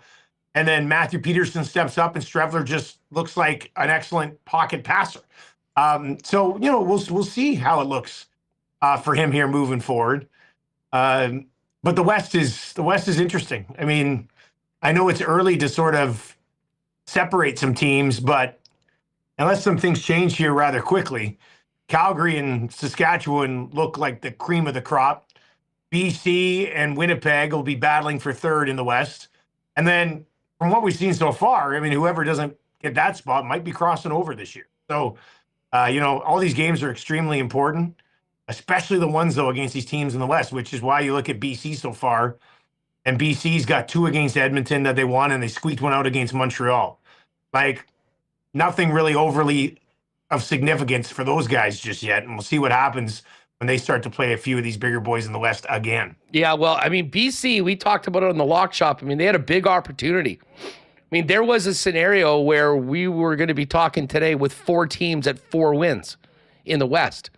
Well, that's not the case. There's 2 teams with 5 in Sask and Calgary, and there's 2 teams with 3. Now, the BC Lions now have 4 losses, and 2 of those are to Winnipeg as well. And 2 of them are to Saskatchewan. Like, their 4 losses are Bombers and Riders. Right, so those are teams that they would like to be battling for positioning with, and you've already lost the season series to both those teams. So, as we look at what's happening in the East, and you kind of mentioned that there's, at least at this point in the season, I think a very good chance that we'll be talking about a potential crossover. Makes this game on the weekend pretty important for both teams. I mean, for a team like Winnipeg that might have to think about that option, you got to make sure you're ahead of both Toronto and Ottawa. Now, Ottawa's 1-6 right now. Toronto still hasn't had Chad Kelly get back into the mix, and they've had some real close calls. Like, you called that game on Thursday. I didn't get a chance to ask you this on Friday because you were traveling. Was that Montreal stepping up with a clutch fourth quarter performance and winning that game? Or was that just a choke job by the Toronto Argonauts in the fourth quarter? I think I'd probably lean towards Montreal stepping up and making some plays in the fourth quarter defensively. And then things got, it all went off the rails in the final 3 minutes. The fumble by Arbuckle can't really happen. Great play by Sluka to keep them out of the end zone and a turnover there. So there's a lot of crazy things that happened in that game. But what's funny with the Argos? So there's 3 teams with 1 win right now. Ottawa's 1 win came against the best team in the league. But it was a monsoon game in Calgary, and I don't know how much you can really read into that. But Toronto's 1 win came against Ottawa, and Edmonton's 1 win came against Ottawa. So these teams have only beaten Ottawa. It's a little bit surprising, but a huge game. You are right. If Winnipeg, a huge game for BC. If Winnipeg can win, it keeps BC 4 points ahead of Toronto as the biggest threat to the crossover. Right now, Winnipeg would pull ahead from BC, but I like the drama of a little crossover situation here. Well, it's not something that the Bombers have done in a long, long time. BC may have actually been in that situation a few years ago. Like, we've seen a bunch of West crossovers. We still have never seen an East crossover. And it certainly doesn't look like it that this season. What were your takeaways of the Argos, though? I think we all realize this team is better than their record. Will Chad Kelly showing up completely turn things around? Or is there more that you think that they have to do to be get back to where I think everybody thought they'd be at the start of the year, and that was right there with Montreal at the top of the East? Yeah, I think Chad Kelly returning, they are 100% a playoff team. Now can they make up the ground that they'll need to make up against a BC to slide in there? Probably. I do think so. The one guy that really blew my mind in that game was Kevin Mittal, who was drafted in the first round 2 years ago. There's a bit of a Nick Dembski vibe to this guy. He had 10 catches in the game, only for 80 yards, a lot of short area work, but he was targeted 11 times. Caught 10 of them, or somewhere right around there. I might be off by a catch or 2. And he's a guy that they tossed it to a couple times, coming across on a jet sweep. He's basically Toronto's Nick Dembski. He has emerged here over the last little while. And that one I saw Montreal, Toronto week 1. You can see it a little bit, but he's been really good the last couple of weeks. I think he was taken 10th overall 2 years ago, so he can certainly play. And then, their defense, not having McManus for a couple games there, that wasn't ideal because he's such a good player. Their defense was also torn apart in the offseason. Most of that defensive line is fresh to starting, at least, if not being on the team completely. But I still think the Argos are gonna make it interesting for a playoff spot, assuming they get Chad Kelly back at some point. Arbuckle hasn't been horrible. He's putting up pretty decent numbers, but there's been some turnovers that you simply can't have. Well, and of course, we remember Arbuckle's finest moment last November against the Winnipeg Blue Bombers, and don't think that won't be a big part of the story going into this game on the weekend. Okay, let me ask you this, because we haven't really talked about this much on the Lock Shop. NFL training camps are opening right now. Oh. Where are you at in how many mocks have you done so far? Are you fully mocking actually daily right now, or it's not mocking. I'm actually doing best ball drafts. And I'll be on the clock this was a bad look because I use this FFPC app and I signed up for a league, just a $5 league, $5 best ball. And then, I play probably 20 to 25 of them. And I don't have to go in and check them. Like, I just pop back in at the end of the year, see how I did. So I've used it as mock drafting, but I put a little bit of money in it. And I registered for this one, forgot that I registered. And because it's a tight end premium league, I had the 4th overall pick, and they automatically gave me Brock Bowers. So I'm like, damn it. Now, he gets 1.5 points for every catch. So tight ends go earlier in this. But I'll be on the clock here right away. I'll tell you what happened in this draft. So Jamar Chase went 1. Bijan went 2, Barkley went 3. My Bowers auto pick, which is a bad look in the first round, went 4th. He usually goes 5 to 8 in these things. Gibbs went 5th. CD went 6th. Justin Jefferson went 7th. Christian McCaffrey, too high for me, but he went 8th. Jonty went 9th. A-Chain went 10th. Derrick Henry went 11th, and then Amon-Ra St. Brown and Nico Collins in this thing. So that's where we're at. It's already underway. I'm big in on Nico Collins this year. Do you have your guys yet? Those list of guys that you're always trying to see if you can get on your team, or are we a little ways away from getting into drafting habits and trends based on the number of drafts that you've done? I have, for me, the number of drafts I've done, probably a little bit too early. Although I also use the Draft Wizard app. Fantasy Pros Draft Wizard app, and you can just do mocks on there just against the computer. And I had Wi-Fi access on my flight from Montreal to Vancouver, which was 5.5 hours. And I got a big iPad now, and I had my iPad out, and I was doing mock drafts on the airplane. And I was like, I wonder if this guy next to me thinks I'm an absolute psycho right now or not. But I ended up with some pretty good guys, because that one you can set where you want to draft. So you can pick, okay, this draft I'll do 2nd round or 2nd overall, and we'll see how it goes. I actually kind of liked my swings in 11, 12. But the only reason I probably liked that was because got Jaden Daniels in the 3-4 swing. And Jaden Daniels is going to be my guy this year. He helped me win my Spite League that I've told you about last year. I actually have our summer meeting tonight for that league where I will get my championship ring. So if you want Jaden Daniels, go in 11, like in that 11-12 range, and then get him on the 3-4 swing. Should be possible. Could be a league-winning strategy. We'll see. How are you feeling about your Lions? Like, I'm looking, they are, I guess, 5th lowest odds to win the Super Bowl in and around 8 to 1. But part of that group, I mean, there's a big drop from the Lions to the Niners. It's basically Eagles, Chiefs, Bills, Ravens, Lions. But they lost both their coordinators. I mean, they set the bar so high that it's going to be tough to live up to expectations this year in a very tough division. It's getting better. I think my expectations this year aren't what they were the last couple of years, which makes me worry, like, oh, did we miss our window? And I don't know if that'll be the case. They're still going to be, I think, one of the top 10 teams in the league for sure. If they're not a top 10 team, I'll be disappointed. But last year, I was like, if they don't take a legitimate run at the Super Bowl, I'm going to be disappointed. So still an insanely talented group. We'll see how their offense is, obviously, with the coordinator moving on. but they still have Jahmyr Gibbs. Montgomery's back.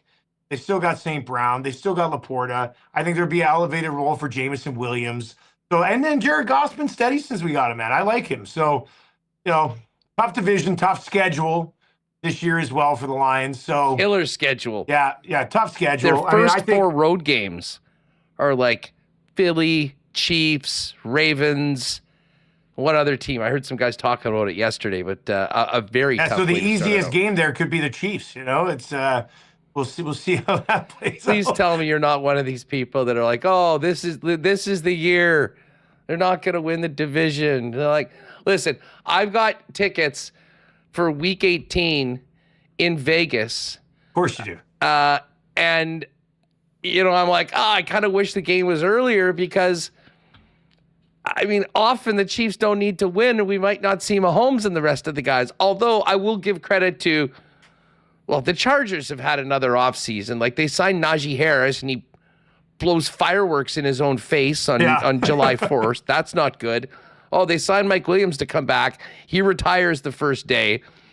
I mean, nothing seems to go right for that team. Denver, really good defense. Bo Nix in his second year. And listen, I don't have high expectations for the Raiders, but I do think they'll be better with the competent quarterback in Geno Smith. And obviously, we'll see what Ashton Jonty does. But I'm the bottom line for them is I think it'll be very tough to go back to 14 wins, but I think they can still win that division.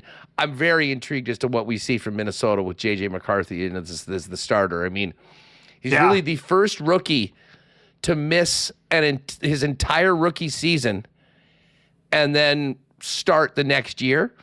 So we'll see whether it was a lost season or whether he can sort of pick up. Got a couple of elite guys to throw it to too, buddy. Oh, my God. Right? No kidding. So I mean, it's a good spot for a rookie. Well, and not to mention the coach. I mean, KOC has been so good with quarterbacks, and see if he can do what he did with Sammy Darnold. Hey, before we go, obviously Oilers back-to-back trips to the Cup final. How is the Stanley Cup hangover this year compared to last year? And how's everybody feeling about the offseason so far there? It's a good question, man. Like, I'm trying to... Stanley Cup hangover, I kind of relate to, like, heartbreak, right? And I think after you get your heart broken once, it does... Well, I mean, Bombers fans know what I'm talking about. Like, after you get your heart broken once, I think it's probably... Like, my son, hardcore Bombers fan, hardcore Oilers fan, been a tough few years for the 10-year-old Marshall. Yes. But he wasn't hit as hard by it this year. Like last year, he was distraught. This year, he was just like, oh, it happened again. Like, so we'll see what happens. They made some changes on the bench. Obviously, they brought in some new bodies there. They trade for this Isaac Howard kid who people are slotting in next to McDavid, which might seem a little bit unrealistic. But they got a couple good young guys that they think are going to fit in with the group. They brought in Mangiapane. Will be a different look from some of the guys that they had. They're going to be, I think look, it's not like they've won the division. They don't win the division. They usually settle in second or third and go from there. And I think it'll probably be something similar. And then we'll see how it is come playoff time again. We were talking about Kyle Connor now that Gabriel Vilardi signed. They're going to get Dylan Sandberg done, presumably. And then we'll be talking about a KFC extension. What, anything cooking on a McDavid extension right now? And if that happens, do you think it'll be a shorter one? Nothing cooking right now. We freaked out about it for a week after free agency. Like, what's this gonna get done? Oh my God. I think it'll probably get done in September. And I think from his perspective, you got to go like 4 years. You're not going 8 years here. I was thinking even like 3. Maybe 3. I hope for a guy who runs a business called Edmonton Sports Talk, I hope we get 4 more years from Connor McDavid plus the year he's got left. So we give us another half decade here. But for him, you sign for, let's just say 4. Let's just say the number's 4. So you got 1 year left. You sign for 4. You got 5 more years. At that point, it doesn't work. Okay, you've given this city over 15 bloody years. Go take a run somewhere else. Nobody's going to blame you. More importantly, you do your 5 years. The salary cap is so much beyond where it is right now. You sign the another longest, highest paid deal of all time for another 8 years after. So I think just financially and probably personally, it makes most sense for him to sign for just 3 or 4 years. If he ends up signing an 8-year deal here, Oilers fans should be forever grateful. Like, it's unnecessary for him to do it. He can do whatever he wants. And I think he should want to probably go 3 or 4 years. Yeah, I mean, listen, now I guess we do need to take into consideration that there will be no 8-year deals after this. So it then becomes the max deal that you can get is a 7-year. So maybe that is something to think of. But, he's 28 right now. If he does a 2 or a 3-year deal, he's then going to be 31, 32 at the end of that, and then can sign another 7-year deal, whether it be in Edmonton or elsewhere, and it'll take him pretty close to 40. Yeah. But then he's getting paid on a bigger cap right now. But it's safe to say that there's not any sense of panic right now in and around Edmonton. Most of that smoke is being put from a certain NHL market to the east of us and north of the border. Yeah, a little bit different there. I don't think there'd be any panic until the puck drops and he's not signed yet. If he hasn't signed by the time the puck drops, then I start to be like, okay, this is different. Now we got to get to the deadline and be like, oh, do you move him? This type of thing. But I think this thing gets done for sure. I'd be stunned if the puck drops and he doesn't have an extension. Like, absolutely crap my pants, live on the air, stunned if that hasn't happened. Hey, outside of the award-winning Lock Shop, which precedes Winnipeg Sports Talk at noon, often we'll jump in and do a raid over to Hernan and Gager, but just fill people in. I love those guys. Phil, say hi to Latino Heat for me. Yeah, they're great. Fill people in on, because, of course, the Nielsen show is a great spot to go in the morning. Got the hangout. We do our thing at noon, Winnipeg time. But after Winnipeg Sports Talk, with the time difference, not only is it Hernan and Gager, but man, Reed's doing a great job with his show as well. Yeah, so we were, for a year, we just did our shows up until 1 p.m. And then in last September, we decided that we were going to sort of expand and do a full day. And Gager and Hernan are great together, man. They hadn't really worked too much together previously. They're great. They're every day from 1 to 3 our time, 2 to 4 your guys' time. And thanks for sending some WSTers over after. And then, the Reed Wilkins show is just, the whole Reed thing was hilarious because he came to me, like, we launched September of 23. He came in on the hangout in like November and saw what we were doing and was just like, man, I'd like to work here. And I was just like, yeah, I'd love to have you. I can't afford to pay you right now, but like, I'd love to have you. And then he circled back again. And then finally, I kind of sat down with him in April and I was like, financially, we might be able to make this work. And then we finally ended up signing off on it, like right during the Stanley Cup final. And he's been amazing. Like, he's incredible. You can tell he's been broadcasting for 30 years. Like I think I'm a pretty good broadcaster, but when I'm on a show with Reed, I'm just like, damn, this guy. Like, he's really good. And his show is hilarious. It's kind of, I think, not being with the, not being like on the rights holder anymore has kind of loosened him up a little bit, taking the reins off a bit. And it's been amazing. I could not have asked for, he's like afternoon me, like he's just, that's what it is. He's different.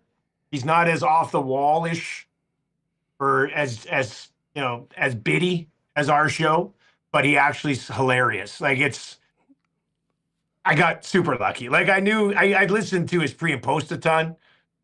I'd listened to his Inside Sports show they did for over a decade, a little bit. But I didn't realize he was a bloody superstar, and that's what he is.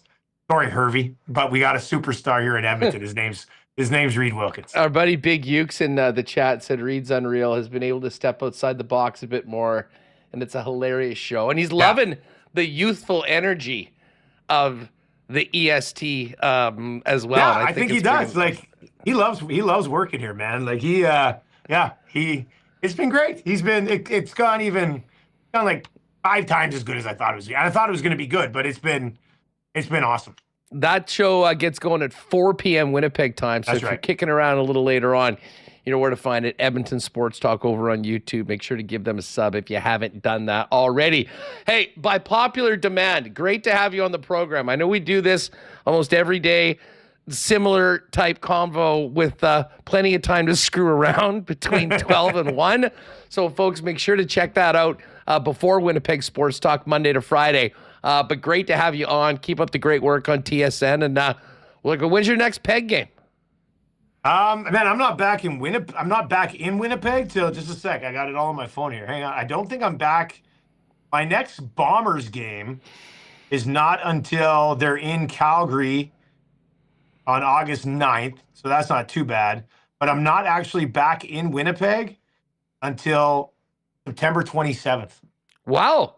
So not doing the Banjo Bowl this year. I'm not doing Banjo Bowl this year. I've got both the Edmonton Calgary games for the rematch and stuff. So no Banjo Bowl for me this year, which makes me sad. I'm not going to have Elephant and Castle Tendies until late September. I mean, it might as well be the bloody off season. I'm very disappointed. I guess it was Thursday night. Yeah, it was after the Alouettes Argos game. And you were doing the game. I figured, you know what? That just reminded me. Now would be a great time to fire off a skip order. Yeah. And I got the attendees. I meant to tweet that to you, but that's what I love to hear. That's what I love to hear. We'll save a spot at the bar for you when you get there.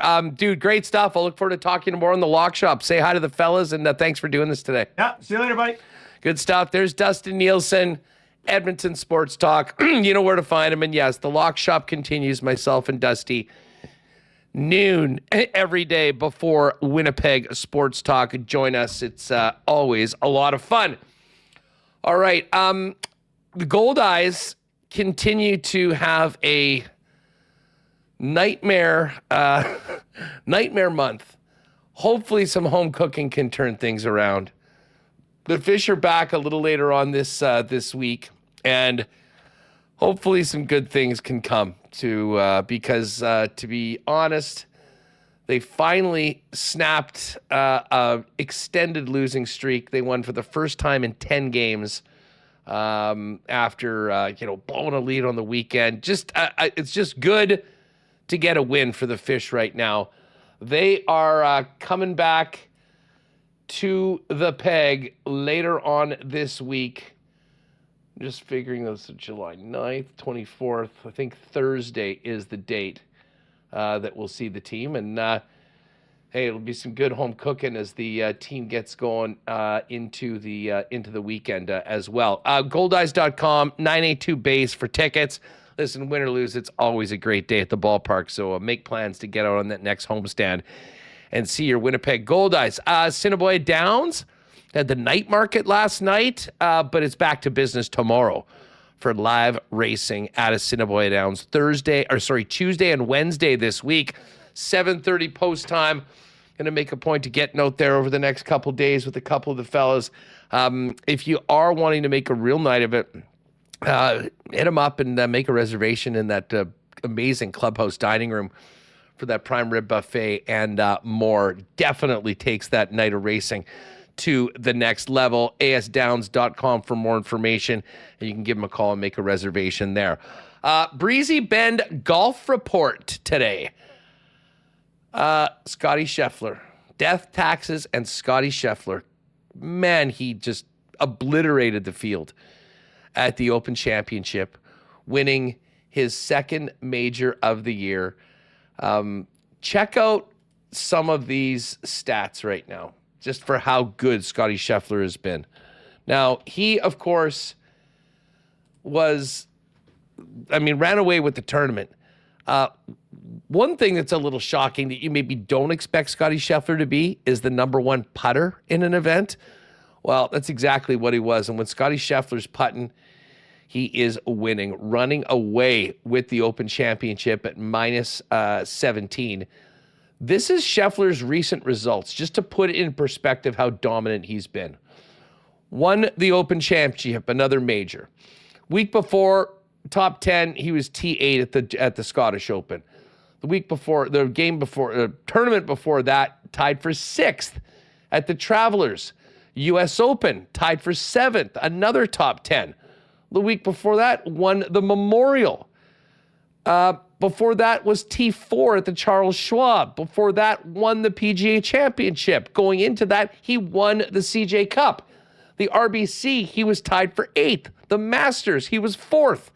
The Texas Children's Open, he was tied for 20th. You have to go all the way back to the Players at the beginning of March and 11 events. The last time Scottie Scheffler didn't finish in the top 10, and he has won 4 times, including 2 majors since then.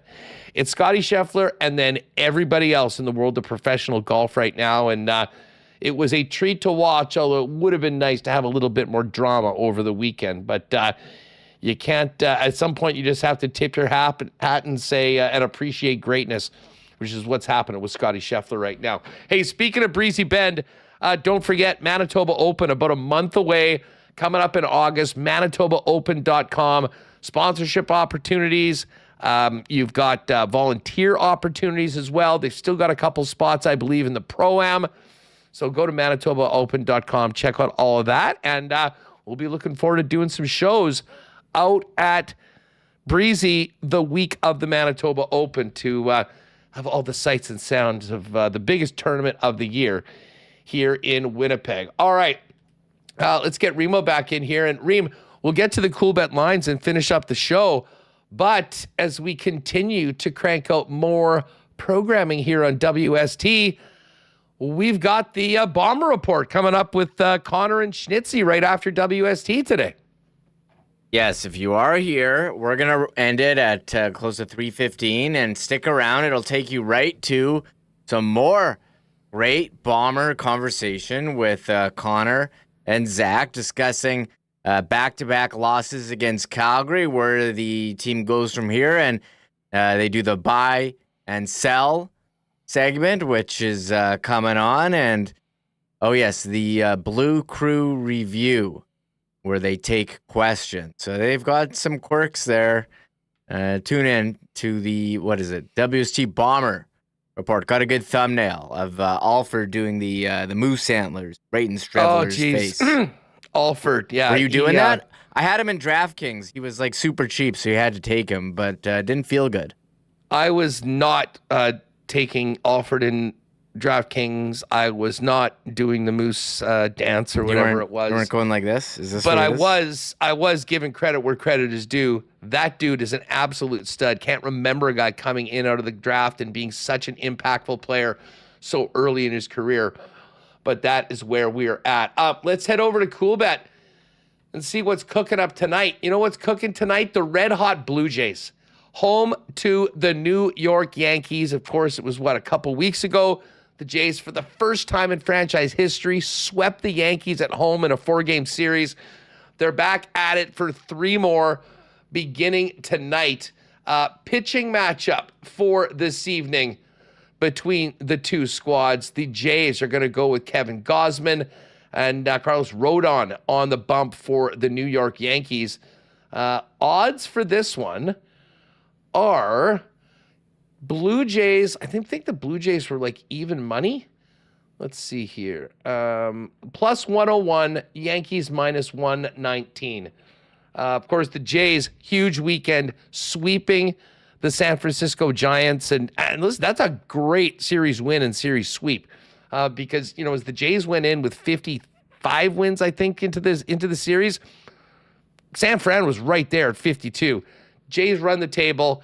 They'll look to keep it going tonight. Other games in the majors, Orioles in Cleveland, Padres, Marlins, Tigers in Pittsburgh to take on the Pirates. Pirates are a favorite. That must mean that Paul Skeens is pitching. That's the only time the Pirates are ever a favorite. Minus 130 for Pittsburgh. Red Sox, Phillies, Reds, Nats, Angels, Mets, Giants, Braves, White Sox, Rays, Royals at Wrigley to take on the Cubs, Athletic, Rangers, Cards, Rockies, Astros, Diamondbacks, Brewers coming off big win against the Dodgers yesterday. They're in Seattle to take on the Mariners, and the finale tonight, Twins at Dodgers, Dodgers minus 172 favorites. We do not have CFL lines yet, at CoolBet. We should have those tomorrow. And of course, tomorrow will be the latest edition of CFL 110. So we'll hit the lines tomorrow. We'll make our early week picks with myself and Jeff Hamilton. We'll have that for you coming up on the show tomorrow, right after Winnipeg Sports Talk. And very soon we'll be talking more NFL futures. We'll have our WST winners programming as well, heading into our new weekly NFL picks show, which will be live at the end of August, heading into week 1 of the National Football League season. CoolBet.com. If you haven't played at CoolBet before, use the promo code WST for a 100% bonus up to $200 on your first deposit. Pretty fun Monday show today, Remo, despite the fact that we had to kind of dive into something we don't usually have to do and talk about the Bombers getting rolled over at home. Yeah, at home after a bye against the same team twice in a row. Thought it was going to be kind of depressing. I do have a poll out saying, what's your level of concern about the Bombers? 22% say not worried at all. 58% mildly concerned. 18% very concerned. 1% hitting the panic button. That's 98 votes. So we'll see. But we had Vilardi saying great things about Winnipeg. Like to hear that. And you and Mike talked about Blake Wheeler. And, I was like, well, this isn't really news. You thought he already was retired, but it's official now, and the Winnipeg Jets have put out a graphic. So if you didn't think it was real before, here it is, nicely done by the Jets team, and they put out a message saying, "Wheels, thank you for your commitment, dedication to our team, city, and province. You spent the prime years of your career playing here in Winnipeg and believed our team was capable of greatness every time you put the jersey on. Your work ethic was unmatched, and you brought your best to the rink every single day. Family's passion for the True North Youth Foundation, Cancer Care Manitoba Foundation, and many more initiatives continue to benefit our community today.